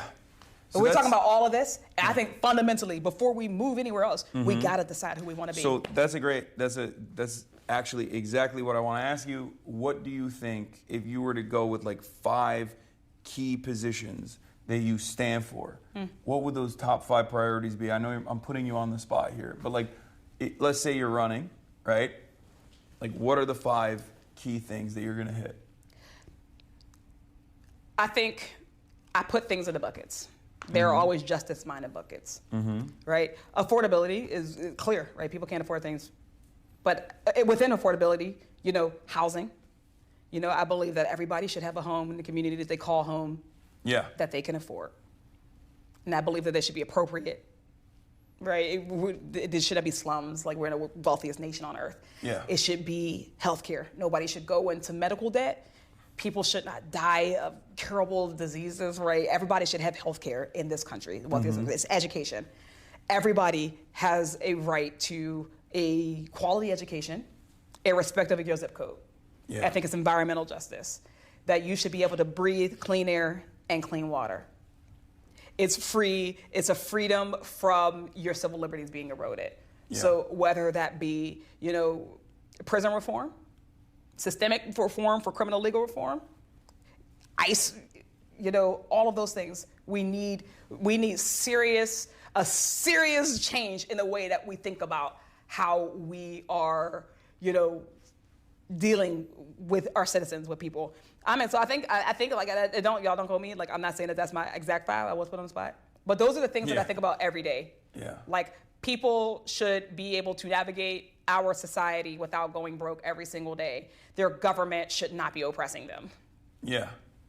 Do you feel like people are, especially in this day and age, like, do you feel like the average person kind of just sees everything that's going on, but they're like, what can I do about it? And they just like go about their daily lives rather than be like more active and more, instead of being reactive, more proactive in general? Yes. How do we get people to mobilize at a time like this when they're too busy trying to make ends meet? I think that takes a flipping of the head. I think that is a product of the system itself. Mm-hmm. Is a very like top-down system. Yeah, like think what about we talked about. People have lost hope. Yeah, like we've killed or some hope. people never had it in the first place. Yeah, right. Because the system is like we are cogs, and the wheel keeps on turning. I think people. It's that focus on what is a real democracy. When people say, "Oh, what are Democrats going to do? What are you going to do? What are you going to do?" Early days after January 20th, that's what we heard a lot of, right? What are you going to do? What are you going to do? But it started to shift, and people started to say, "What can I do?" Yeah, but that was also partially because like the Democrats kind of didn't say anything. They were like, they didn't say anything. But when you think about it logically, I say this all the time. I'm gonna use the same line all the time. You tell me, I want to put a check on Donald Trump's power. Yeah. I introduce a bill. Which of those bills are going to be brought to the House floor by a Mike Johnson or Kevin McCarthy or whoever they put in that day? Which one is he going to bring up that's going to get a vote, that's going to get to 218 of his members? And that's going to then go over to the Senate. That's then Thune's going to bring up to the House floor or to the Senate floor. That's going to get, a majority plus, because it's the Senate, filibuster-proof majority, that they're going to then vote on. That's then going to go to Donald Trump, and he's going to sign. Yeah. This is the lesson that we needed to learn before the authoritarian regime. That at the end of the day, it is still the final fail-safe in a democracy. It is the people, which is why this is where I think one of the biggest failures of the Democratic Party falls. Right? We are so arrogant too often, and like this idea that we did it the right way. This is the only way to do it. Voting is the only way to do it. Running is the only way to do it, and everything else is a problem. Right? Yeah. Black Lives Matter, the anti-genocide encampments and movement, all of those things have been met with shame by people in leadership. And that's not just this generation, that's generation after generation after generation. Yeah. The anti-apartheid movement, right, in the 80s and the 90s, met with shame, right? The sit-ins, Dr. King died unpopular. Yeah. Right? And every generation forgets the lesson. And the Democratic Party does it too. Right? So we're like, there's a right way to protest. There's a right way to do that. Well, now, guess what? We don't have any lever of government. Yeah. So I think what real leadership is looking like right now, that the people we're really wanting is like, okay, so what can we all collectively do? Because people have for too long been like, my job is to vote and y'all do this. Yeah. But that's not how democracy is supposed to work. You're not supposed to vote and just go. No, they have to be more active. Like, politicians have to also, like... We have to encourage your activity. Congressional representatives should not only encourage it, but they should also be out there on the streets. And that is actually a real demand that a lot of voters are making as well. But what you actually talked about with respect to BLM and also Gaza is so is so perfectly representative of the nihilism that people experience. Because, like, I'm 34 years old. People around my age and younger, during the COVID lockdowns and in the aftermath of George Floyd, took to the streets and they protested. I was there. They wanted to, we wanted to let our voices be heard, and we wanted some serious changes to take place. And of course, that wasn't going to come under the Trump administration. So then, what did people do? They voted for Joe Biden. A lot of people said, I don't really want this. He's old. He's not very inspirational, but it doesn't matter. We're still going to go vote because we want to get this guy out of office. So they did their civic duty. They did. And they got nothing in exchange for that. So the lesson there was, there's nothing you can do. You do everything you want. You can do everything. You can protest. You can go out and vote. And at the end of the day, nothing will change. That's not everything. We will not hear your demands. That's not everything. I think that's the lesson right now, Well, right? No, but I'm saying because I say that in a positive way. Yeah, I know, but I mean like everything within the confines of like what you learn in liberal democracy. The liberal education is like you protest and you do your civic duty. That's still not true though. And that's still actually not true. What would you say is like not being pulled as far as levers of power? Your money and your labor. Your money and your labor are the real things that you're supposed to be able to do something with. Like you can go out and you can take to the streets, but that's supposed to be coupled with something. Yeah. Right? If I'm gonna take to the streets and I'm like, I don't think that Trump should be in power. You can't get Trump because he's already the president. What you have to do is you don't have to target everything around it. So like, why are we giving our money to this, that, and the fourth oligarch? That actually takes sacrifice. The reason why we are where we are is because we've had a country that has afforded us a comfort level that has not made us have to, like really do things that other countries have. We have examples around the world of people who have had to exercise discipline, sacrifice, and real true solidarity. We still don't know what solidarity looks like. Like our labor movement is fighting each other. Right? We got the building trades fighting the service industry unions, fighting the federal unions. Right? Within movement, we got black working class folks, who feel like they're not heard by white working class folks. Right? We actually don't know what solidarity in practice looks like. There are many things that we need to be working on right now that has nothing to do, or not, I'm gonna say nothing, but very little to do with what your government is doing. Yeah. I always say you come correct too, but we all have a role to play here. So when I think about real sacrifice right now against an authoritarian regime, I want to hear black folk, for instance, were like, they're going to cut DEI from Target. We're not going to go to Target anymore. And you know what we have to hear every day? Boycotting doesn't work. Yeah. What does it matter? It doesn't matter because I'm one person. The rugged individualism has neutered us. Yeah. It has made us forget where our real power is. It's we the people, not I the person. Yeah. Right? Boycotts do have to be targeted and directional and very issue-specific and strategic. And BDS for Palestine has been fairly effective in this regard. Obviously, there's a long way to go there. And it comes with other things. It comes with your messaging. Yeah. It comes with building the narrative. It comes with putting pressure on your elected officials. Yeah. Then you see them as tools. Each thing is one tool. It's not the only one. But you're absolutely right, obviously. Labor militancy has been completely destroyed in this country. Mm-hmm. Labor unions are somewhat corporate captured or barely even exercise their biggest leverage of power, which is work stoppages, when it comes to even contract renegotiations usually. And sometimes it's literally illegal to do because it feels like sometimes it's illegal. Yeah. Sometimes it feels like a nuclear option. Yeah. Right? Sometimes it's like, am I going to step out on a limb and is anybody going to catch me? In Pittsburgh, we actually have the longest strike in the nation right now. We have the longest running strike. They're at 3 years, our Post-Gazette workers. And for 3 years, they've been on the picket line. And one after another, folks they do what they do. But also, politicians started to real quietly start to talk, to the newspaper. They started to real quietly, some of them might not be as explicit. I've seen many Democrats cross the picket line there. One Democrat crossed a state line and then a picket line to talk mess on me in the Scab newspaper, right? That's so like crazy. when we think about the discipline there, so they've been doing this for 3 years. How do you think they feel?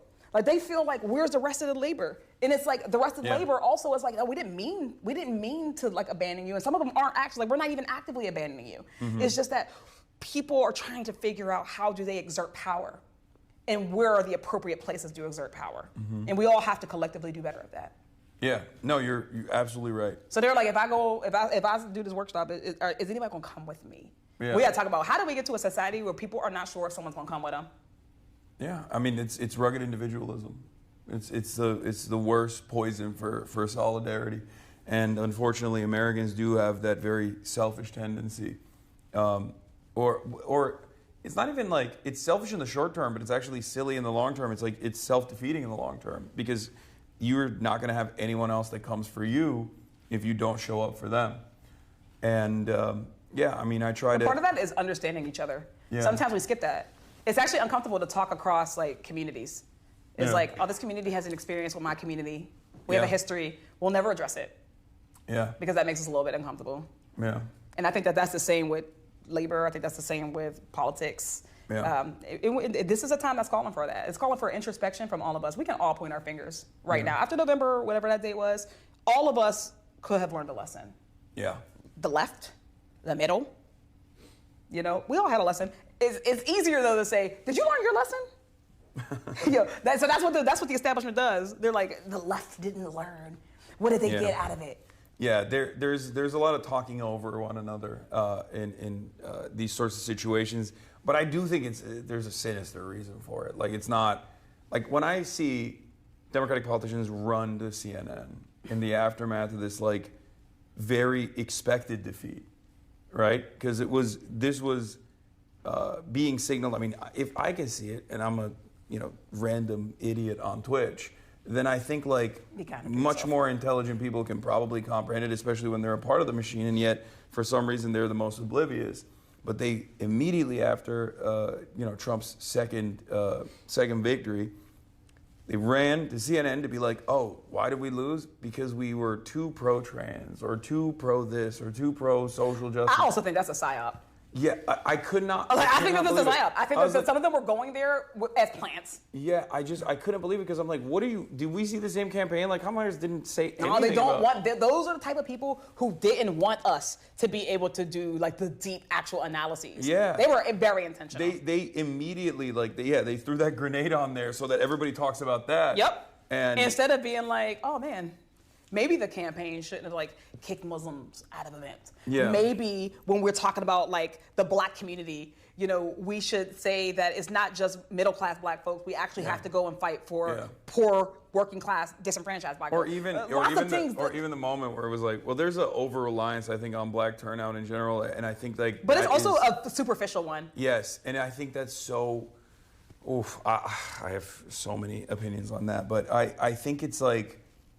It's getting to a point where I've asked this to some other folks as well. I want to hear your perspective on this. Do you feel like younger generations of black men especially are not like actually leaving the Democratic Party in droves in the way that like people present it, because that's also very weird and racist when Barack Obama comes out and is like, oh, well, I guess you guys are a little misogynistic. Like I thought that was like crazy to say because at the end of the day, I think people have a right to be wrong. Well, I think that was wrong, right? Yeah, that brother had a right to be wrong. Black people still overwhelmingly like. It's crazy to me when we're looking at like black people and how much they deviate away from the Democratic Party when the margins of deviation are so minuscule in comparison to like the Hispanic voting bloc or the white voting bloc in general, which is always swinging in the direction of Trump. I think that fundamentally a lot of people don't understand the black community. Yeah, no, for sure. Which means that even a small deviation, they're like, yo, oh my God. Because what people do fundamentally understand is that black folks, at large, we're not talking about individuals. Yeah. As a community, you're not going to see us flocking to Republicans because Yeah. Republicans are more inclined to like burn a cross in our yard, right? Like I remember I served with a colleague in the state house, and this person was like retiring. I'm like clapping politely. Sometimes I'm like, don't clap for him. He would burn a cross in your yard. A white person said this to me. I was stunned. I was like, damn, I've never been the same. So now I look around and I don't clap for people anymore because I'm not sure if I'm clapping for like my hip hop. But like things like that. People don't give black people the benefit of being politically whole people. Yeah.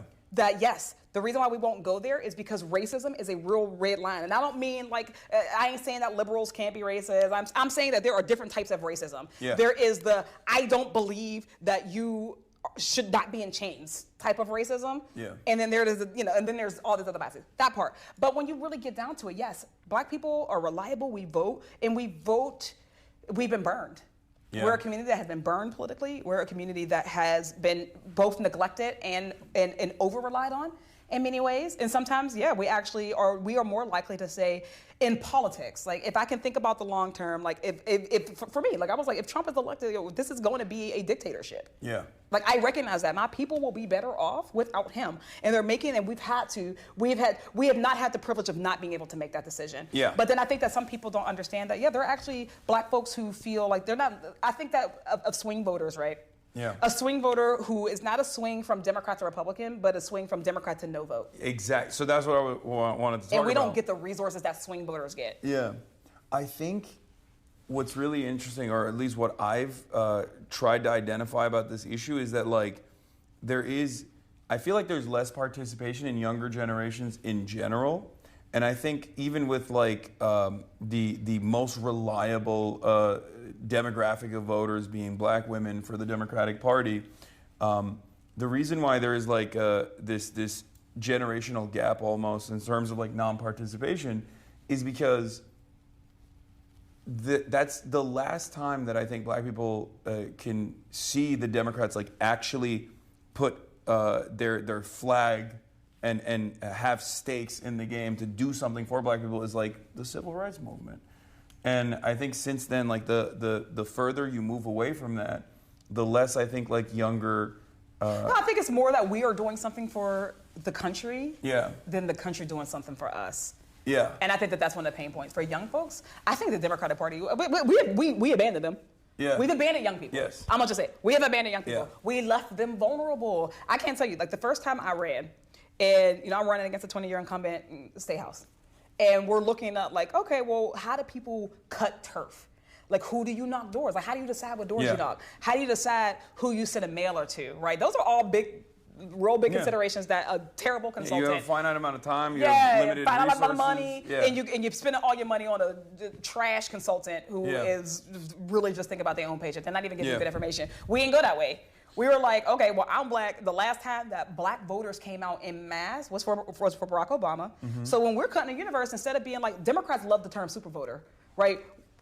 Our universe is always of super voters, right? So I'm going to give a mailer to the people who have voted in 4 primaries in a row. I'm going to, those are the only people who are going to be targeted for digital ads. Those are the only people who are going to be targeted for door knocks, if they even door knock, leaving people. So then we blame the people who we didn't even go and ask to vote for us for not voting. We do that with young people. So when we ran the first time, we put on anybody who was a new voter who was 18, because I was younger then, right? We put young people in our universe. You're still young.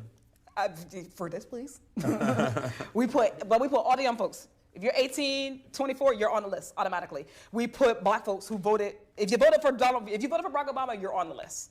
And just by doing that, by knocking on those doors, talking to young people, talking to non-voters, I talked to people who had not voted in a primary in forever.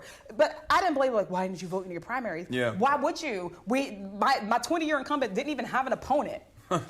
For 8 of those years, for like the last 8 years. So what does it matter if they vote? I didn't go in there with those preconceived notions, but we knocked. We double turnout. I think that sometimes there are people, Democrats got 3 masters. Sometimes I said you can't serve 2 masters? Yeah. We're trying to serve 3 masters at once, right? Are we gonna be the party of working class people, or are we gonna be the party of corporations? And are we gonna be the party of democracy, or are we gonna be the party of incumbency? Yeah. You can't do both. And the enemy of incumbency sometimes is an educated electorate. The more people you talk to, the more likely they are to be like, shit, I don't like that. So now they've grown a fear of talking to people. So now we got all these young people who we were like, oh, they're flaky. You know how hard it is to get an on-campus organizing done? Like, we're like, hey, can we get some money to talk to our college kids? And they're like, that's not a reliable source. They don't vote. So we're just gonna leave it. This is the inside baseball I wanted to hear, because this is like I see it. I mean, I go to campuses, and these are some of the most like primed potential voters. Yeah, but it also takes a little bit of expertise. You gotta know how to talk to people. Yeah, you can't be the person who's just like, vote no matter who. Yeah. And then when they say, nah, I ain't voting, now you snapping on them. No, you actually gotta have, it's a surgery. Exactly. Right, it's surgery. And that is it's just like met with revulsion and disdain. People are like, why the fuck would I do that? This is crazy. Especially after if they had participated and voted and then they didn't see anything in return for that. Then those volunteers, their mind are blown, and they're like, oh my God, why don't you see the system the way I do? Comfortable, liberal, wealthy person. Because if you got time to volunteer, you probably got a couple dollars, right? You live in a whole different existence, and you don't understand why this disenfranchised young person maybe doesn't see the system the way you do. So if you are not ready to take the time to actually explore their interests, explore their perspectives and worldviews, and then help them to connect the dots, then you're not the best person to go out.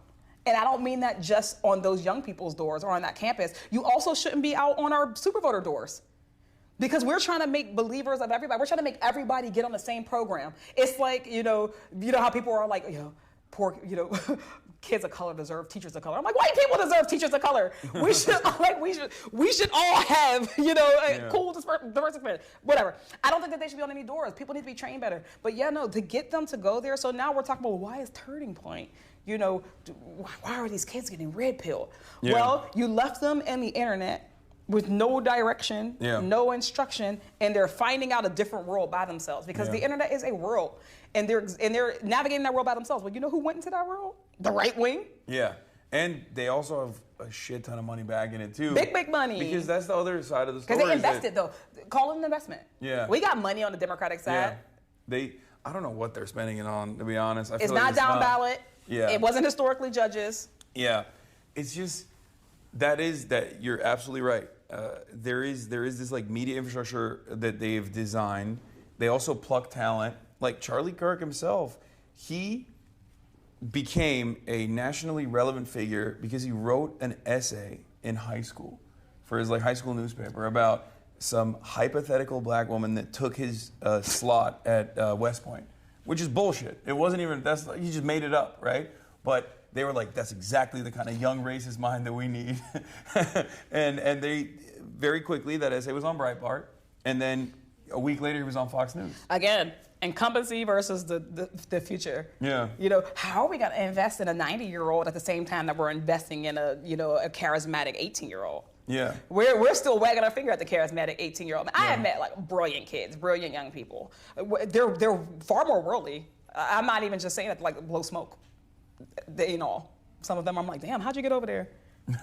I'm like, damn, because listen, Gen Z is voting for Republicans. We didn't think that, we didn't think it was possible. We got there because we didn't think it was possible, so we left them vulnerable. We left young people vulnerable. Yeah. We left them vulnerable to disinformation. We left them vulnerable to people who came. Like, sometimes people just want to know that someone cares. Like, you ain't never knocked on my door, so you must not care about me. Yeah. You've not come to my college campus, so you must not care. And also, even from a top line issue, like, if you're not speaking to any of their problems, anything they care about, or in the world that they know, or any time you do speak on issues, it's like incremental or like going back to Kamala. It's not. What do you think is what required? Let me tell you. Yeah, going back to Kamala Harris, like there is this unprecedented affordability crisis taking place.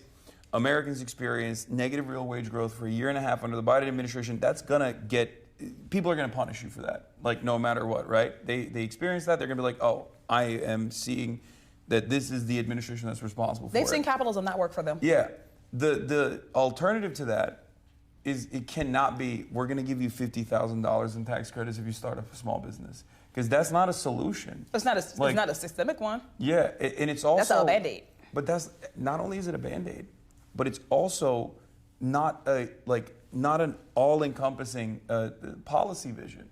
Like there are so many, like people keep forgetting that we've diluted class in our political culture so much that people forget that like the working class is the overwhelming majority of voters. Yes.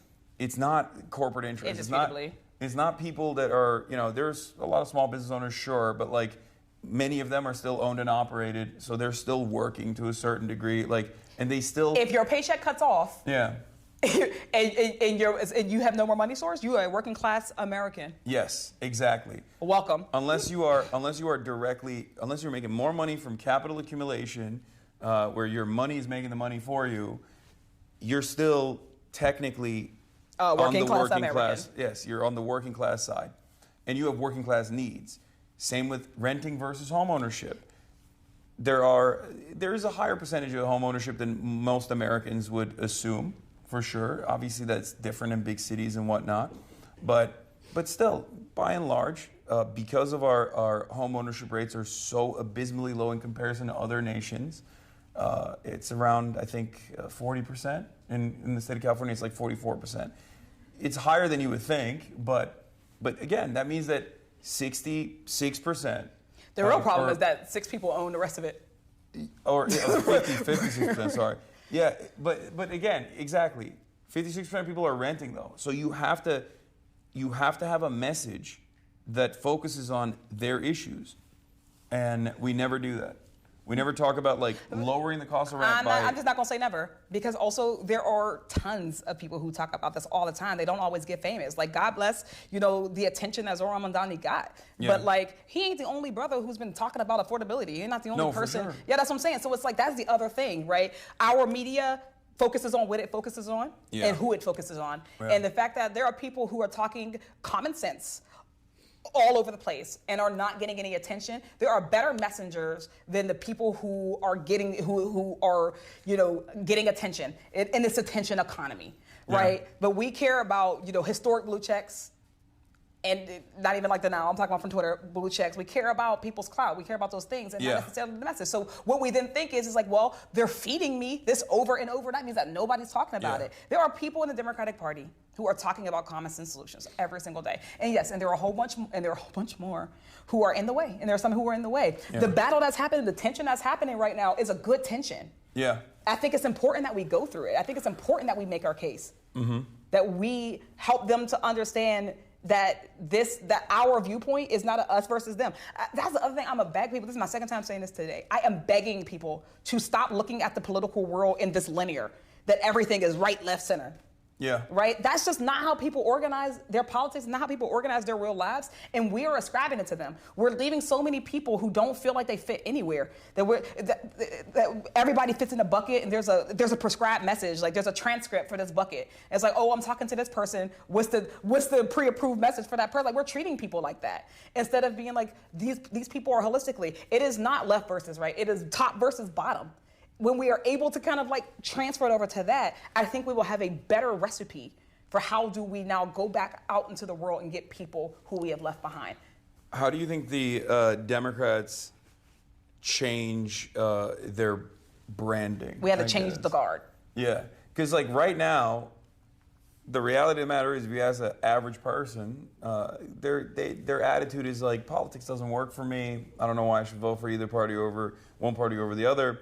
And the way that people define the Democratic Party, unfortunately, is by whatever the Republicans say about them. Yeah. And I think a big part of the reason why, like even the Kamala Harris wants to do transgender surgeries, like bottom surgeries to Guatemalan migrants at immigrant detention facilities, like that's not a key policy of the Democratic Party at all. And it's ironically something that even the Republicans have also done as well, because it's just like so marginal and it's just basic human rights. But the reason why the reason why they made it so prescient and so front-facing is because there weren't other things that she was fighting for that people could associate with the campaign. Part of that, but mostly, we continue to give a huge pass to the media. Yeah.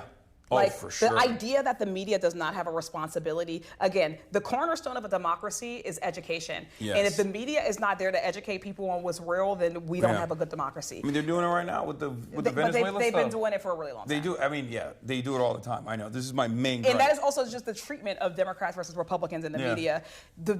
I think that the media they understand how they operate in a democracy. Theoretically, they do not know how they operate in a failing democracy. And we are in a failing democracy right now. Yeah. Which means that their role has to be different. The ability to fact check, the ability to get and disseminate good information in a world of disinformation. Some media, I ain't saying all, some media has decided that that's not their responsibility. Oh yeah. That especially in this money in politics era, that it's the candidate's job to get their own message out. Yeah. So how often, if there's not a big contested race, does nobody know who the candidate is at all? And we blame the voter. Like, hey voter, how come you don't know who those justices are running for the court of common pleas, all right? Like, why don't you know this? I'm like, well, they don't have a website. There's no listing anywhere. Where are the organizations that have a responsibility to get people information? And how do we localize that? Like, we can decentralize it to the extent, but how do we localize that? How do we invest in it? There are people who are vulnerable to disinformation because we don't have institutions that are trustworthy. Yeah. And the media plays into that. Like, a Republican says something, and the media will run that ad nauseum all day, every day. And then the left, the broader left will then be like, Democrats, why aren't you proving that you aren't doing this, that, and the fourth, right? So there's going to be less grace. We talked about it, right? There's going to be less grace for Democrats. Again, if they buckle next week, no one's going to think that it's because they actually cared about people and that they couldn't take seeing people suffer anymore. They're going to blame Democrats for buckling, not Republicans for literally being cruel, not Republicans for hating them. But again, that you're right. That's a structural hurdle that will always exist. But it doesn't have to always exist. I think that's the thing we got to change. How do we change the Democrats' branding? That's not one thing. With the way that the system is designed, like if you are trying to do right by people, you're always going to have that structural hurdle because, like I said, so then we're asking for pain. It's much easier, but that's why you need real believers that are real fighters, so that they can actually white knuckle through it and grit their The day we teeth got and still- 435 fighters in Congress, that is a unicorn. That is yeah, sad, no, I but I get what understand, you're saying. but that's what it is. It's kind of like, it's the same thing as like when people are like, oh well, this candidate, like one of the arguments is always like Kamala Harris lost because she's a black woman, right? And there's truth to that, of course. White supremacy is a major hurdle to overcome. But the way I always try to explain to people is like, that's just a constant. Like, Yeah. You got to account for it. You got to keep it pushing. That's just a constant. It's just a hurdle you have to clear. So that means your threshold is going to be a lot higher. But you can still clear it with good messaging and messaging discipline and like being a real fighter and being earnest. Yeah, real organizing, real investments. Yeah, exactly. I think that we've talked piecemeal about all of the different things that the Democratic Party can do. Yeah. Should be doing. And again, going back to deciding who it is, what is the thing that is keeping the Democratic Party from investing in young voters, in marginalized voters, in frequent voters? Why do we focus so heavily on swing voters in the heartland? Like why do we invest in those tropes that don't serve us anymore? Right? Yeah. What is the thing? I think it's consultancy culture. I think it's again that fear of what happens when the system no longer revolves around us as incumbents, but is instead actually fair. What happens when the game is unrigged? I also do think it's partially because of is corporate interest, right? Because like Oh, yeah. the way that you target the disenfranchised, like the historically disenfranchised low propensity voters, is either by having a Trump-style candidacy, which favors right-wing reactionary sentiment. That's the reality. Like culture wars. That one will never work for anybody who have morals. Well, but the thing is, like, Democrats need to understand, like, they can't win the culture war because the culture war was designed as a wedge issue, designed by the right, so that they can distract people with these different policy positions that are ultimately very harmful for massive swaths of society. But that's not a battle that you can fight. So that's why I always say you have to like bring it back to class, bring it back to affordability, bring it back to material realities, because that is the actual undefeated method. And I think part of it also is bringing it back to the truth. Yeah. We can't be out here talking about we need a strong Republican Party, Yeah. and then also go and make the case that people shouldn't be voting for Republicans anymore. Or saying Trump is, I think, going to be very authoritarian or a fascist, and then just like have no issues with him. Like, People looked at that and they were like, man, your urgency is not matching your words. Yes, exactly. If you think that this is like if you think that this is an ever-present threat to American democracy or what remains of it, right? And I did. Then you can't be running around with like Liz Cheney. Like you can't be running I felt around like the with Liz stakes Cheney. were so high that we had to run a perfect race. And that brings us back to like your first question to me was like, well, how did you win and other people didn't? Yeah. Like, I know that we have a responsibility to, as much as we can, run a perfect race. No one can be perfect. Yeah. No elected official will be perfect because you're not perfect. Yeah. It is in human nature that we can't be. Yeah. But I know that we have to try. Like we have to try to do things right. Like I've never missed a vote.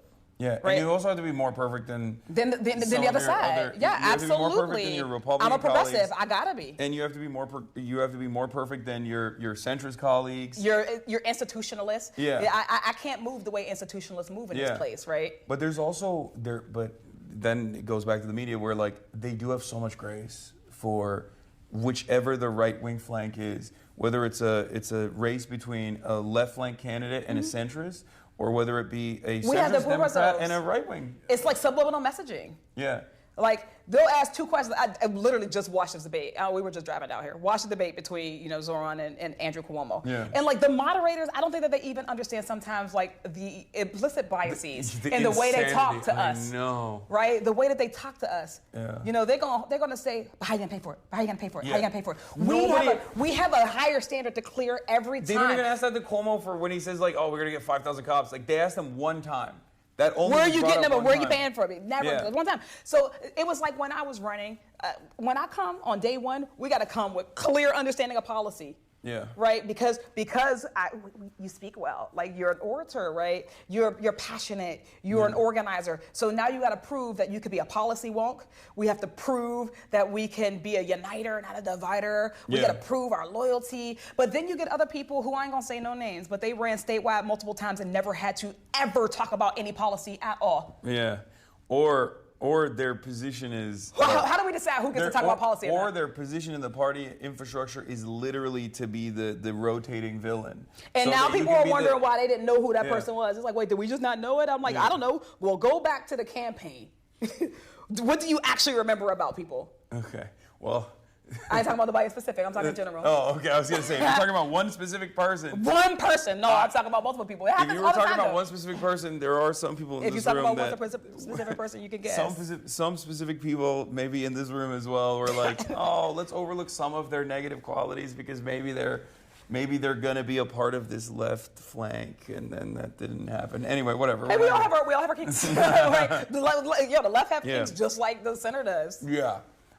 There is but as far as like this imbalance, it is always there. It's ever present. It's one of the most annoying things. It's just like if you are the person that says better things are possible, you automatically are met with cynicism. Mm-hmm. Like you're met with cynicism by the public in general as well, and you're met with the very same cynicism from the instruments of media, where they're just like, what do you mean better things are possible? There's something wrong here. Mm-hmm. You're supposed to tell me If you're everything sad. sucks. Or you can only be like directionally you can have like these radical agenda items as long as it's on the right wing direction. And as long as it's like as long as the targets are vulnerable populations, marginalized communities, like undocumented immigrants, like defenseless, people that are left defenseless or left to be defended by regular folk. And it's slanted. Mm-hmm. In that direction. And it just seeps into people. Yeah. I remember when my grandma was having a little house party for me. I was an early candidate, so she just brought her friends. It was super cute. And all her little friends, they politically connected. Mm-hmm. As old black ladies go. Mm-hmm. Love them.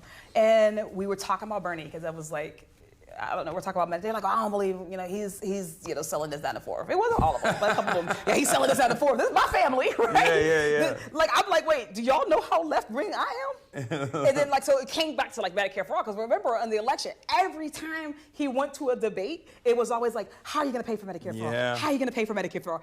Every time. And what that does, it just, programs people to think about it. So now we ask it. So now I got my black elders, my aunties and uncles, asking me, how is he going to pay for Medicare for all? I was like, you already have Medicare. Yeah, that's true. You already have Medicare. That's the craziest thing, because it's always people that already have Medicare that are like, wait a minute, this program might not work. It's like, well, you're a recipient of this program. But funny enough, it was actually easy to cut through it. Yeah. So when we talked about it, I was like, tell me what you want in the world.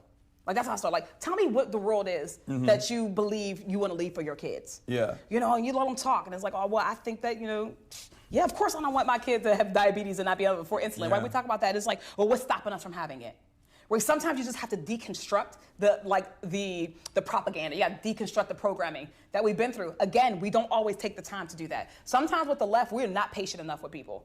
Right? We, just like it's easier to tear something down than to build something, it's easier to create an opt-out than an opt-in. Yeah. The reality is that we need more people. Yeah. We need people to believe. We need people to drink the Kool-Aid, as it were, which means that we have to explain. Sometimes we think we don't got to do no explaining. I was like, I wanted them people to leave voting for Bernie Sanders, right? So I was like, I got to explain to them why they deserve Medicare for all, why they deserve a living wage, right? Yes, they deserve to be in their retirement, not living on a fixed income. Too many seniors are like, I live on a fixed income, and that's just the reality of things in America. So it's like, when I talk to people, it's like they have been trained to limit. The older you get, people say, oh, you get more conservative the older you get. That's not what's happening. You are having what you believe is the realm of possibility shrunk for you. Yeah. Life is shrinking your realm of possibility. Yeah. It's shrinking in and Your shrinking. Your lived experience is just shrinking your realm of shit possibility. over and over again. Imagine your lived experience in the political system. Yeah. Right? Generations of politics. Like, I came rah, rah, rah, and here we are. So now you start to accept that better ain't possible. So now you're listening for better ain't possible, and you think that anybody who tells you that is lying to you. So it's our job, and we should take it on enthusiastically to say that, actually, here's why better is possible, because sometimes you just gotta remind people where they started. Yeah. I reminded those old folk who I love where they started. I'm like, shit, if anybody knows that better is possible, it is you, because remember where you were, right? Folks in my life born in the 40s. There's just no way Bernie was able to communicate that, though. He did not. I don't think he was capable of he did not. communicating that. But our next person like that does need to be capable of it. Yeah, but that's also part of the reason why, representation also does matter quite a bit in this regard. Absolutely. Having we are one of the most diverse countries on the planet. And a lot of people, I think, forget that oftentimes. And obviously with that comes friction, especially when we leave a lot of the dark chapters of our history unaddressed, and the wounds are still there, the economic inequalities are still there. They exist. And people don't even want to recognize it, and people want to even debate whether or not it exists, which is ridiculous. But outside of that, I think the positive aspect of that is that, like, by and large, Americans are also much more open-minded, especially if they do live in a diverse environment where they go, yeah, these are my neighbors. Like, it's not an accident that cities. People. It's not an accident that cities are densely populated areas are more blue. Or less xenophobic. Yeah, or less xenophobic, or more blue in general. That's just a byproduct of, like, being around people. Yeah. And it makes it much more difficult for you to believe what you see on TV about, like, certain racialized stereotypes or certain things about, like, other people, where you're like, no, I see these people every day. They're my neighbors. You humanize them. Thinking about the left, I love the left. I'm very much a part of it. And I'm begging people, like, my blackness informs my politics. Yeah. Like, they are not separated. You know, my blackness informs my politics just as much as growing up working class poor. Poor informs my politics. It's a part of me, but it's also a part of the language that I can speak. It's a part of, like, how I view the world. It is a perspective that is meaningful. I am begging people to not ask me to erase that, or to not expect me to erase that. Yeah. We are not gonna. We actually don't win that way. Yeah. We don't win by saying, please suppress a part of yourself to be a part of this larger group. Yeah. Actually, like, we should be able to come. It's the reason why I was able to go and talk to, you know, I'm able to talk to the young cats on the block, you know, because they know me, because, you know, I've lived them. I speak their language. We don't all speak each other's languages. I don't speak everybody's language. Yeah. Do you sometimes feel like you have to, obviously, no matter what happens, like, I guess, like, the term for it is code switching as well, but, like, you have to sometimes just, like, not raise the issue? Because this is something that I've been, like, I'm white, but I'm also Muslim. And I, post-October 7, have basically had to walk this delicate tightrope of, like, do I talk about, you know, how fucked up it is that someone's just, like, straight up calling me an Islamist fundamentalist terrorist or whatever, jihadist? Because if I do raise that issue, then that's all the conversation is going to be about. And then I do sometimes feel like I'm going to alienate folks that don't have that experience, or can't even, like, personalize that experience at all. White people, for the most part, white men, for the most part, right? And that's primarily my audience. Yeah. So sometimes you just have to, like, eat it. Do you ever feel like that's a thing that you do in general? I never want to lead people astray with this. Yeah. I have, I believe, lived a different existence than people. I had some little kids ask me, like, Summer, what's it like to be, like, the only black woman, you know, in a space? They're, like, business or whatever. And I was like, your teachers are going to be really mad, but I'm going to tell you, my rule that I made with myself is that I'm going to never leave a room and be the only person uncomfortable. I just won't. And like that is my rule. So when it comes up to it, yeah, I will go in there and I'm the one who will drop the bomb. I'm the one, if someone is saying inappropriate things, or they're, like, leaving out, you know, if they're leaving out or erasing, you know, a critical part of the narrative, I'm gonna go ahead and put it back in there. The elephant is standing there. Like, I cannot not see the elephant. And I'm not gonna keep staring at this elephant and everybody else is acting like it's not there. I gotta bring it up. And I also recognize that, right, I answer to my constituents. So I do have a responsibility to make sure that I'm explaining it in a way that they can grasp and that they can understand, but I do it. I talked about race on the doors. Like, I exist in the Western Pennsylvania. Yeah. You know, Western Pennsylvania is not, like, it ain't the People's Republic of Pittsburgh. People think it is because I represent it, but it ain't. It is a majority white district. It's also a majority suburban district. Like, the city of Pittsburgh, I have all the city of Pittsburgh. It is less than half of my district. I go into actual, like, exurban rural communities. So I represent... Like, communities that were literally designed around white flight. Absolutely. Like, and beyond. And like, even beyond. Like, I represent them once and then beyond. Like, I represent, you know, areas that had not gone blue for quite a while. They're Trump areas. Like, I got to go through Trump flags to get to people in my districts. You know? So I have experience talking to people. So when I talk about race, I'm not talking about race coming from a majority minoritized district. I'm not. So it's a choice, and I do choose to do it. And I don't always, because you know what I say is, I think your gauge should be you, not them. How do you feel on today? Like, do you feel like you have the energy to humanize yourself on today? That's exactly. That's what I try to explain to people. It's like, it's sometimes good to take on the emotional labor, but you're not gonna feel up to it every single time.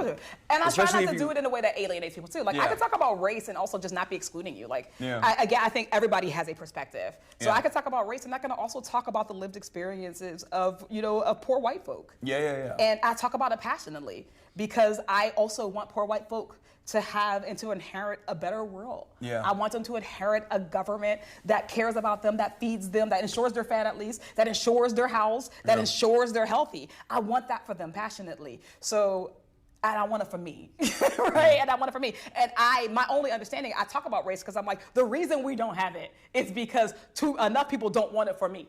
Yeah. So I'm not your enemy. I'm not your problem. One of the most relevant versions of what we're talking about, which was obviously like something that Lee Atwater famously spoke on, is the destruction of the welfare state as a mechanism to engage in anti-black politics.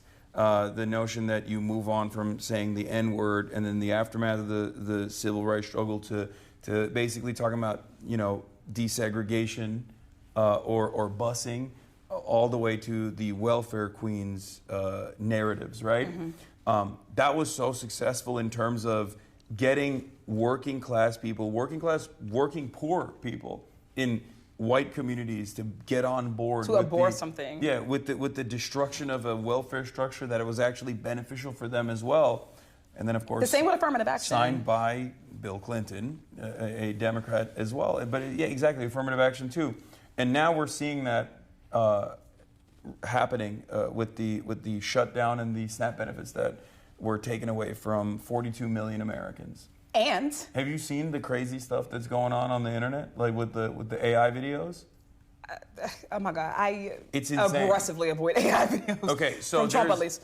so there are Fox News went and covered, as though this was a real video, a collection of AI videos that we Yeah. found with black women Yes. speaking to the camera, saying, "I have 7 children from 7 baby daddies." Yes. And the taxpayer needs to foot the bill. The notion of like irresponsible and entitled about Yes. And angry. Mm-hmm. And they like, I could not believe it that they were just like using AI videos. in I this absolutely can believe way. it.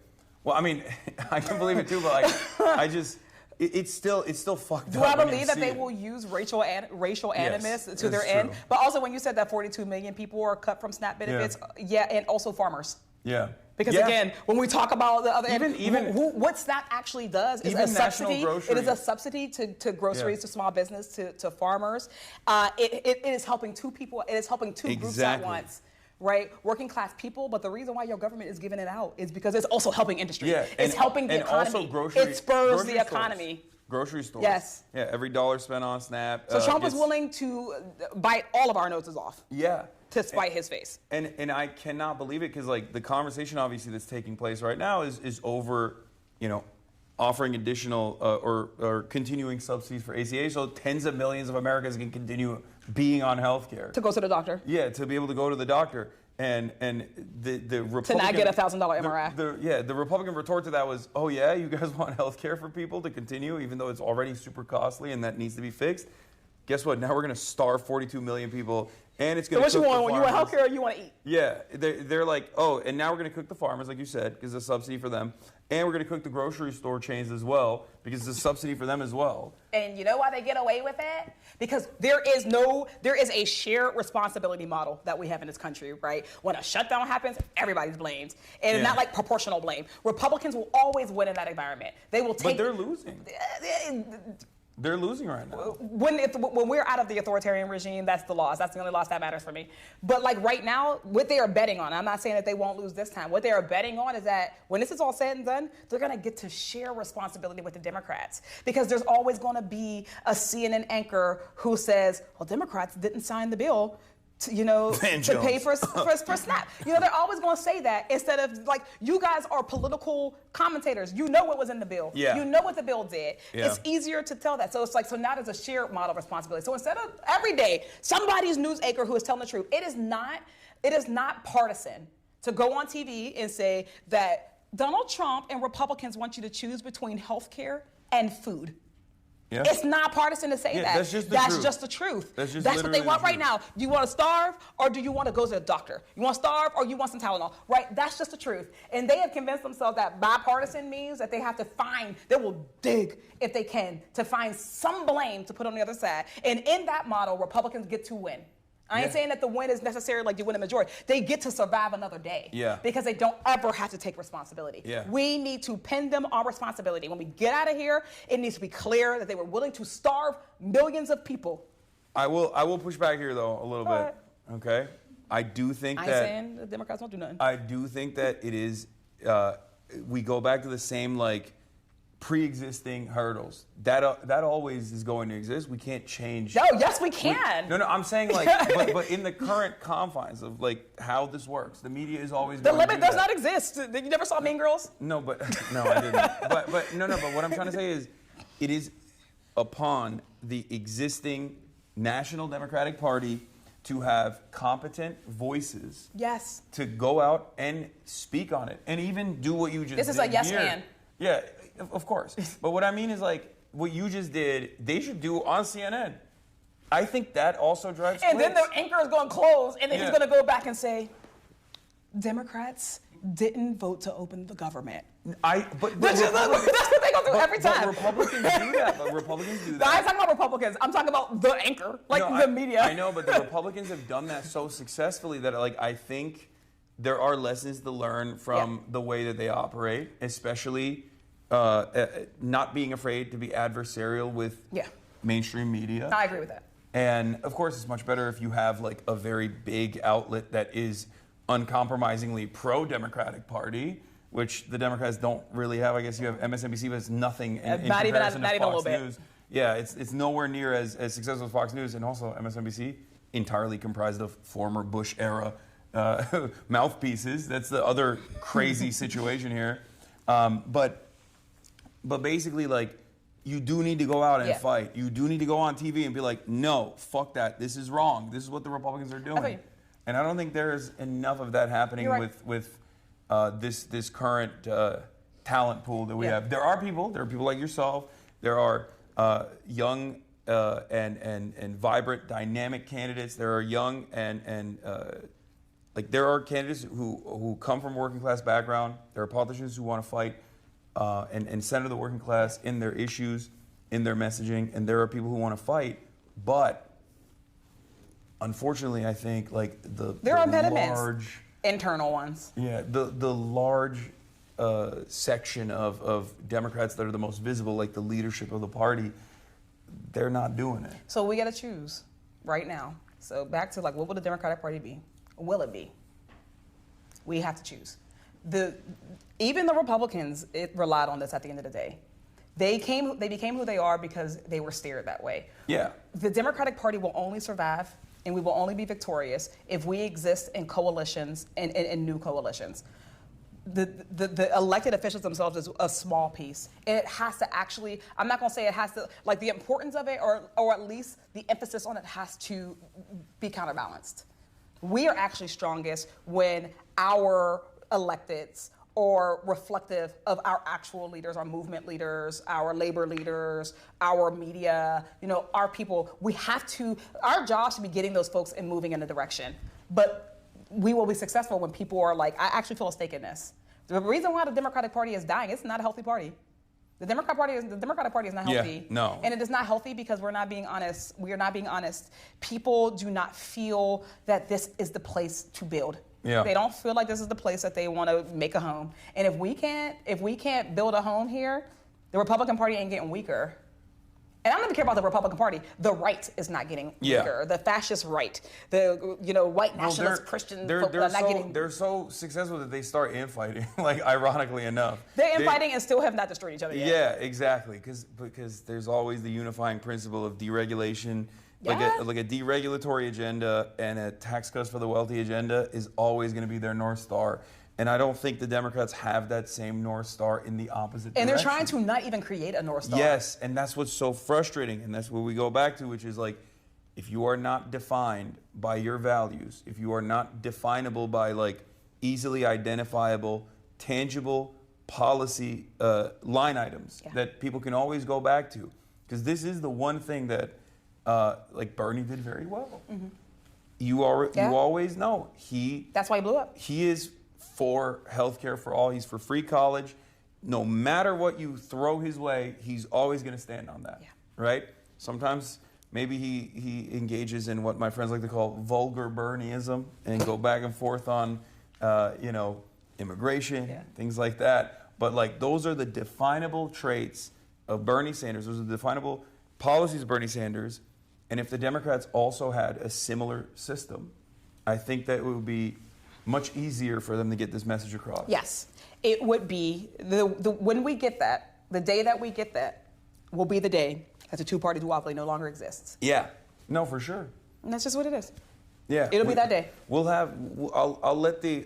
I'm fine with letting the establishment Democrats be the right flank, like the marginal right flank in the one-party system that we have, Chinese government style. That's why I say our victory comes from coalition. Yeah. Yeah. We need a coalition style. We need a coalition style situation here because again, we're not the same. I am not the same as the most right-wing, Democrats, in the sense that sometimes I'm not sure if our interests are going. I don't think we're going in the same direction. No, it's not. No, that's you're absolutely right, and that is the major problem with the Democratic Party is that they want to present themselves aesthetically as though they're on our side. When they're campaigning, they want to act like they're on our side. They want to act like they're also invested in moving the country in a certain direction.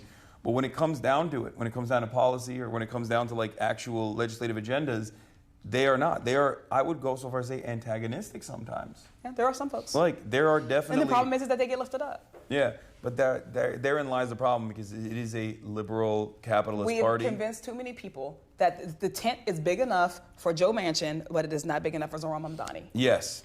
The tent never expands on the left, and we have to always claw the party back and ironically enough, like create momentum at a time when the party's national recognition is at an all-time low. When people are just like, this sucks. You guys aren't doing anything. Can I answer the question you didn't ask yet, just What? before we leave? What? Then why do we do it? Like, then why stay? Why stick around? Yeah. Why keep fighting for it? Sure. And I think that the reason is like... I wasn't going to ask that. I know you weren't. That's what I said. Yeah. Like, I asked the question that you were going to ask. Because I know why you do. You have to. There's no other option. It's true, but I want people to know that. Okay, because go I ahead. think that sometimes our people don't realize that. It's like, well, why do it?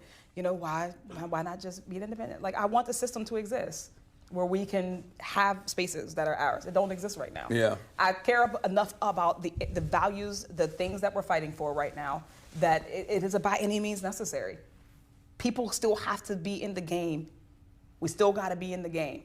And at the end of the day, what comes out of this, whether the party lives or doesn't, how it exists into the future is up to it, is up to us. Yeah. Whether it does or whether it does not, I still want people to be housed. Yeah, also... I still want us to stop dropping bombs on people. And right? also, you're still going to be here. You know what I mean? Like, whether the Democrats exist or not, like, you still have the same issues. Someone has to address them. But all of us do. So that's why I want us to like, you can't opt out of the system, my friends. Yeah. And I know there's a lot of people who think that they're just like strategically and very wisely opting out. I'm like, baby, you are accounted for. Yeah. You are accounted for in this system, man. I got colleagues who talk about it. They count on you to think that you've opted out. They count on you to think that, Exactly. you are actually besting the system and not the system besting you. You're accounted for. Yeah, always remember, if you can't maintain revolutionary optimism, you can also remind yourself of spite-based politics as well, because some of the worst forces of capital, some of the worst scumbags are relying on you not paying attention to what's going on and are excited at the prospect of being able to successfully disenfranchise you so that you just go, there's no hope. There's nothing I can do. And just think about those guys. Do you have hope? Of course.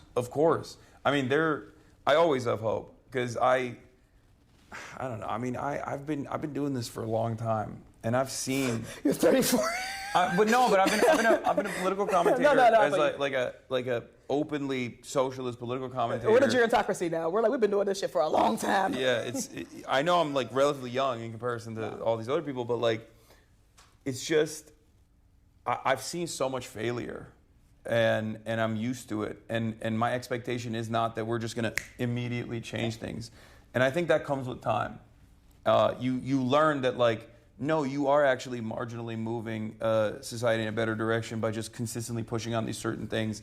And I think some of the most like hopeful moments that I've had, or some of the most like galvanizing moments that I've had, is like I have been an anti-Zionist for like an openly anti-Zionist in my professional media career for 12 years, and for 12 years it was mostly looked at as like, what are you even talking about? Or looked at with disdain. There were so many things I was worried about actually saying, even though they were correct.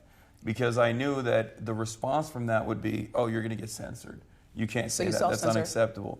And now, while the death toll is immeasurable, it's incalculable amounts of pain, but in spite of all of that, I've seen in my lifetime something I never thought would happen. And I think a lot of Palestinians I talk to have a similar attitude on this as well, where it's like they never thought that in such a comparatively short period of time, so many people became cognizant of this reality that like Israel was this unstoppable evil death force, basically. Like that was unheard of. So when I see that dramatic attitude shift in the broader consciousness of the West, from people who are basically conditioned not to care about this stuff at all, under every different circumstance, when I see that attitude shift, I can't help but hold out hope that we can actually make people aware of these issues, and we can actually mobilize people in this direction, and we can actually make some change. I share the exact same anecdote. Yeah. From when I started, it was like our number one thing that we were like, will we be able to talk about this with the fullness that it deserves and actually not be just like immediately like ushered off the stage and silenced? And yeah, the answer became yes way quicker than I thought. Yeah. Way quicker than I thought.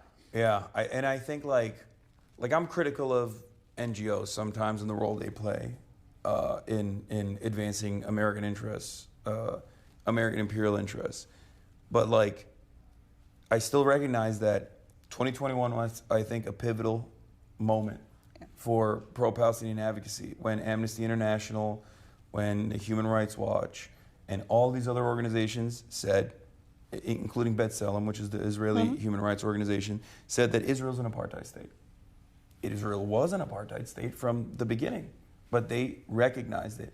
And I think that expanded the permission boundary. Yeah. They expanded like what you could say. Because you could always fall back to, well, these guys are, these are important, verified institutions that people care about. They have influence, and they're saying it, so you can't come at me for saying this as well.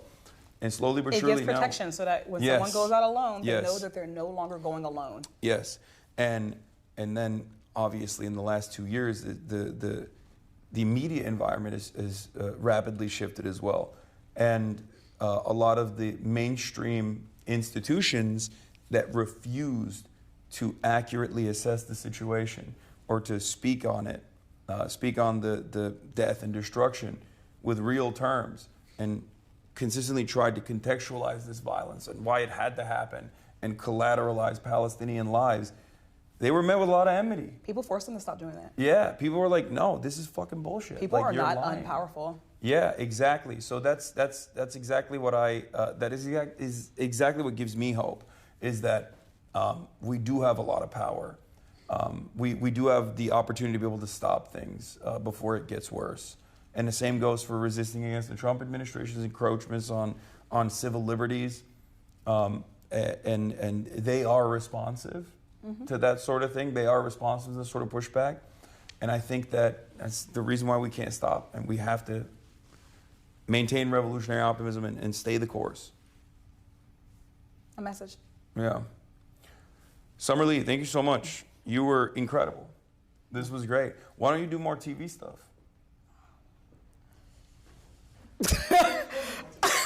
Yeah. Nah, hey, I talk when I have something to say. We got a lot of media people in this chat. I'm sure you'll be getting. That's what's up. I'm sure. What? Chad was loving that. Yeah, I'm sure there's gonna be hella people hitting you up after this. They're gonna be like, "Yo, come in." I love talking. Like a lot of people, I don't want to talk when I don't have anything to say. There's so Not much. that I have lots of things to say. First of all, you are a yapper. Period. Like me. Period. Okay? This is the first time I've had. Definitely, like when I get my diagnoses, You love yapping. I'm gonna get my diagnosis. And you got the gift of gab. I do. So you're. That's why I'm a congressperson. Yeah. No, but not many Congress people are like that. No, but I mean, like, Yeah. everybody got the thing that got them here. Yeah. The power of talking got me here. Yeah, you'd kill it on. Yeah, I mean, you are a weapon for the Democrats. I don't know if they realize it or not, but you are a weapon. You should ask them. Yeah. No, I'm joking, but hey, it is what it is. But no, we're the fight. It is what it. Hey, whether somebody acknowledges our movement, whether they acknowledge what we are trying to build here, we're going to build it anyways. Yeah. And that's what gives me hope.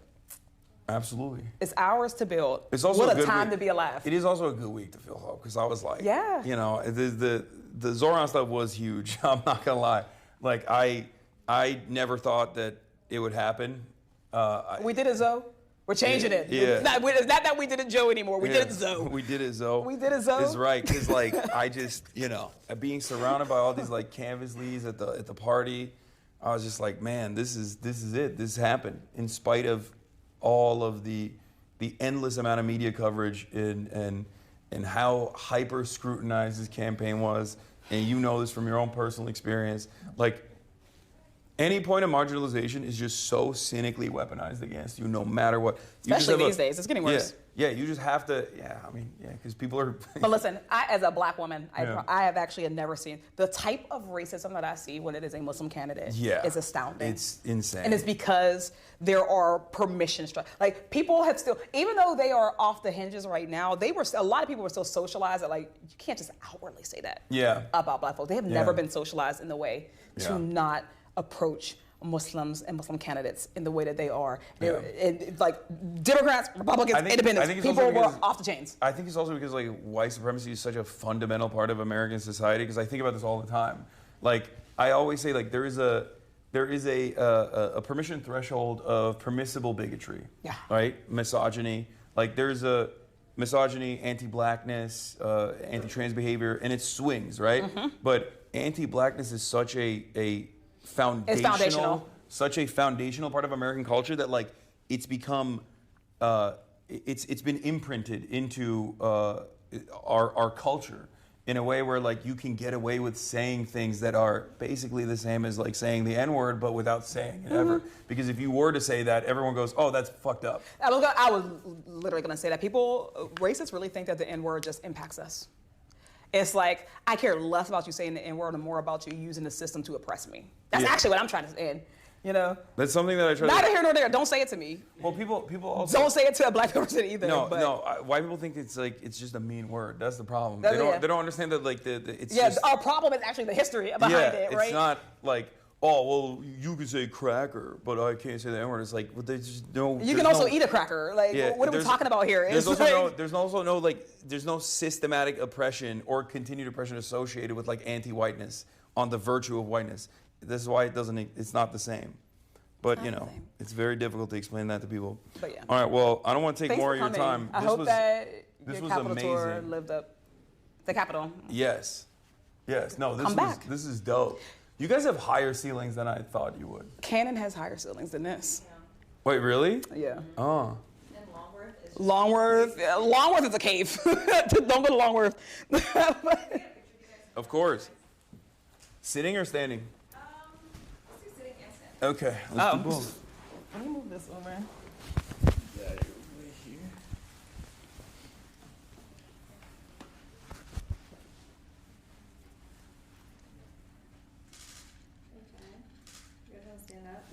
Sure. This is a comfy couch. It's more comfy than I thought it was going to be. Lore, this is Nancy Pelosi's old couch. No. I didn't even mention it. This is Nancy Pelosi's old couch. Okay.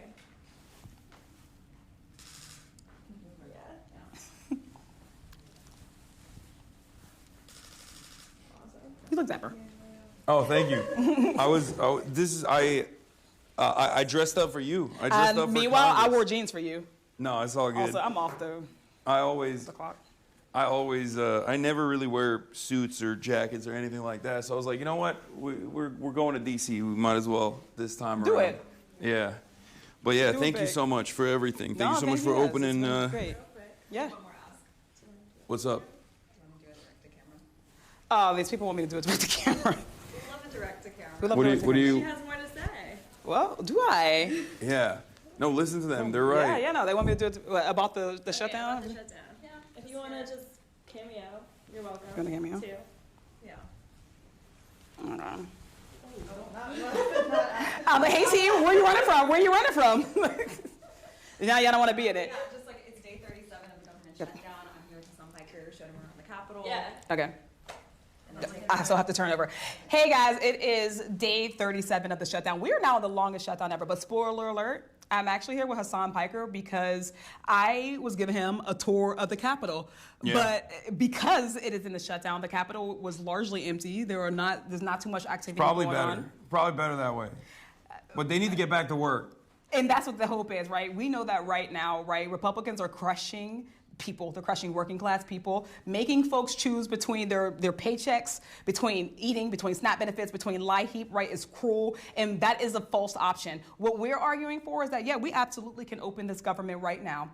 And we do not have to sacrifice people's health care or their food. So we want people to recognize that as we talk about this, we can have it all. And we have to reject any narrative that tells us that working people have to choose, that working people have to choose between one struggle or another. Our government is here to serve those needs. And this shutdown is fundamentally about that. So we just want you to stay tuned. We wanted to just come in with this update that we have broken a record, and it's not a good one. Yeah. That this Get back is here, now Mike longest. Johnson. People have to keep going to work even when they're not getting paid. How come you're not here? And that's the message. Okay. Where's the restroom? Right here? Yep. I'm gonna take my mic off real quick. You should do that. No, Yeah. I've done this at the DNC before, accidentally. Somewhere somebody has, yeah, if you just go right into the other door. Someone has mic'd up, I got you. hours of mic'd up conversations with me before, and I pray that they never release them. Oh. Well, this is all live, so it's already released. Spoiler alert.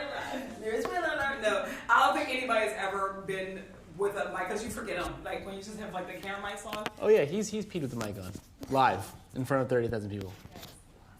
The beginning of the pandemic. This nice Probably shouldn't have lady mentioned that. took a shower on Zoom in Pittsburgh Public Schools, y'all.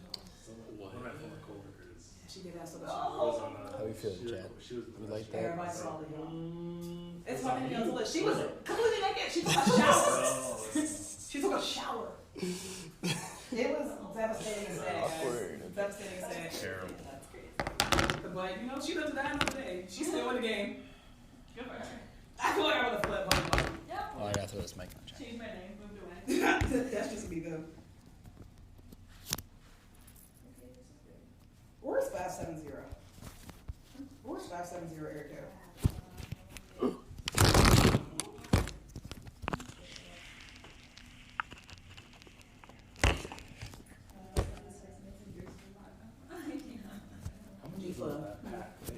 Not too bad. It's like, I don't know, like 8 pounds? 8 to 10 pounds?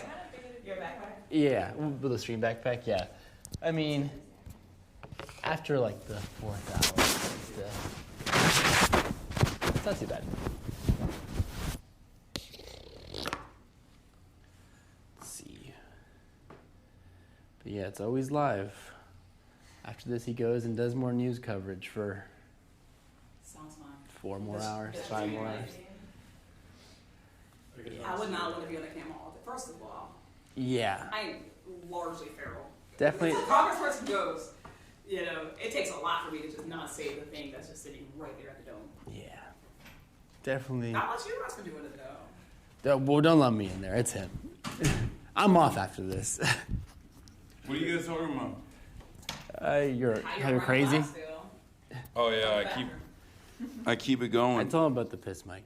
Oh yeah, I pissed Mike myself at the DNC in front of like 80,000 people. It was crazy.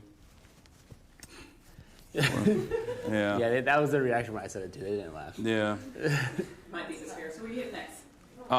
We're gonna go back. I'm gonna go back to home base and cover the news.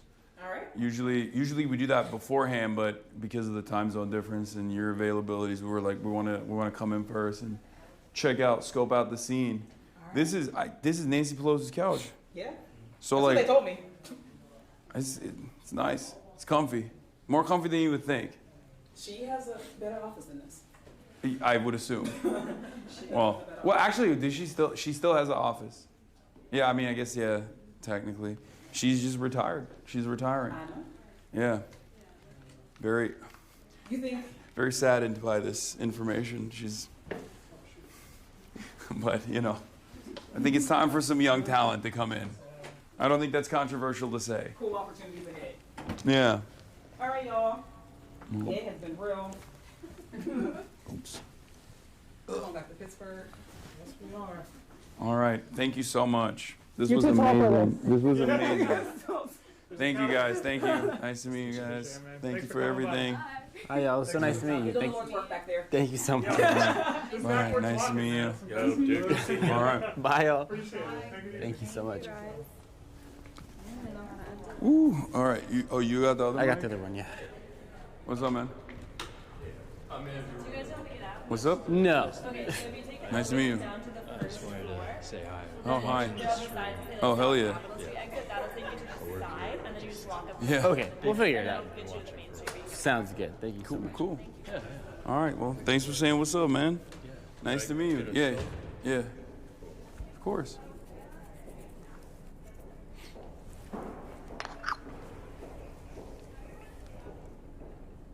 All right, thanks a lot, man. All right. Nice to meet you, man. Which way we going? That way. All right. Sure.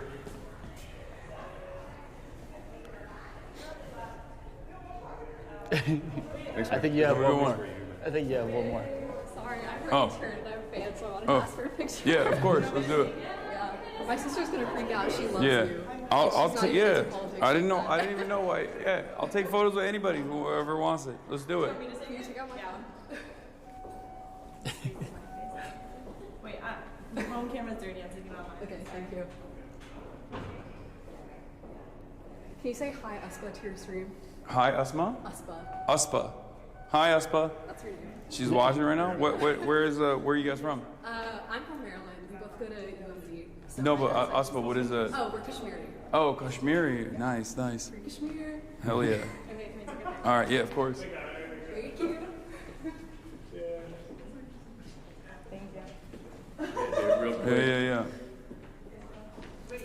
I'm actually ABC's former chief, Oh, and so I've seen you talk to him all the time. Yeah. It's like, you know, it's been cool to see things we live yeah. Hell yeah. in. Do you mind? No, of course not. Thanks. All right. Good? Do you want one? I can do one if you want. This guy. Pictures all day, man. Come on. I Go do. on tiptoes. Tall dude. I'll send it to Amber. Appreciate you coming by. I do this all day. What do you mean? It's all good. Cool, man. All right. What, and you're West Coast? Yeah. Okay, well, if we're out there, we'll try to get you up again. All right. Oh, no, that'd be great. That'd be amazing. All right. Have a good one, guys. Bye, y'all. That was fun. That was sick. Yeah. All right. We're going to go back. Chat really enjoyed that. Oh, yeah. They were locked in. Yeah. Yeah, she's amazing. Yeah. We go down here, right? Yeah, to the first floor. Yeah, Summer's awesome. Yeah. Admittedly, I was not too familiar, but now I'm familiar. Yeah. Capital Aura. I'm aura farming a little bit today with the fit. Going down. I think. Some light. And then you just call it outside. All right. We might be getting effed.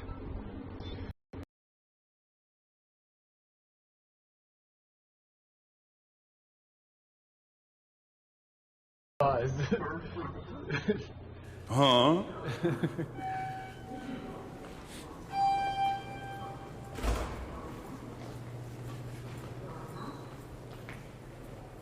Which?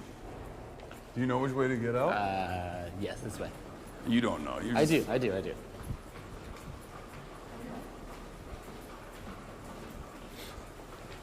And then you're gonna want to Hook a right.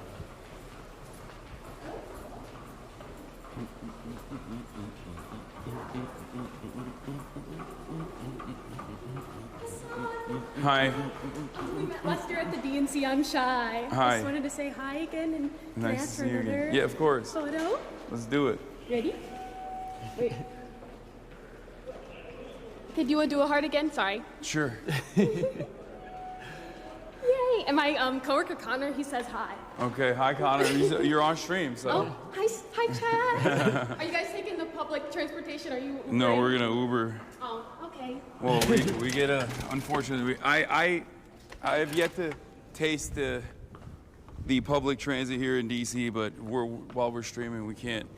Sometimes we get like stream snipers and stuff. Yeah, sure. You want to take a photo? Good to see you again. All right. A selfie or something. For sure. Look how beautiful the fall foliage looks, Chad. Thank you. Nice to meet you, man. Yeah, good to meet you. Have a good day. You too. My LA brain cannot comprehend how pretty it is. I've been. Dude, I didn't swooning know. over- I did not know the Capitol was dog friendly like that. It's Yeah. sick. That's pretty dope. Yeah. That's got to be some new age shit, right? What's up, man? Woke. I bet you Trump hates that. That there's dogs. Yeah. Well, he probably doesn't. He doesn't really go. Look how pretty the leaves are. They don't got this shit in LA, man. We don't. This is new for you. This is so new for me. You don't know what this is. I've never been. Fall in the East Coast is like This is my first time pretty seeing fall on goated. the I East would say Coast. fall in New York City. Fall in the East Coast is pretty sick. So pretty. Did you Probably get a car? spring as well. Did you get a car and do you know where it is? I did, yeah. And it's over here. Like, look at this. Look how red that is. That's it's normal, That's man. crazy. It's pretty normal. Damn, look at that. Look at that dome. It's cold. Oh yeah, I'm not even feeling the breeze right now because I'm so Layered up. Yep. I think it's that. Yeah, that one up there.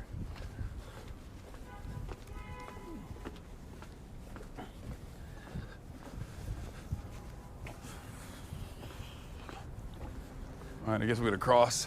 Let's do it. We got 9 seconds.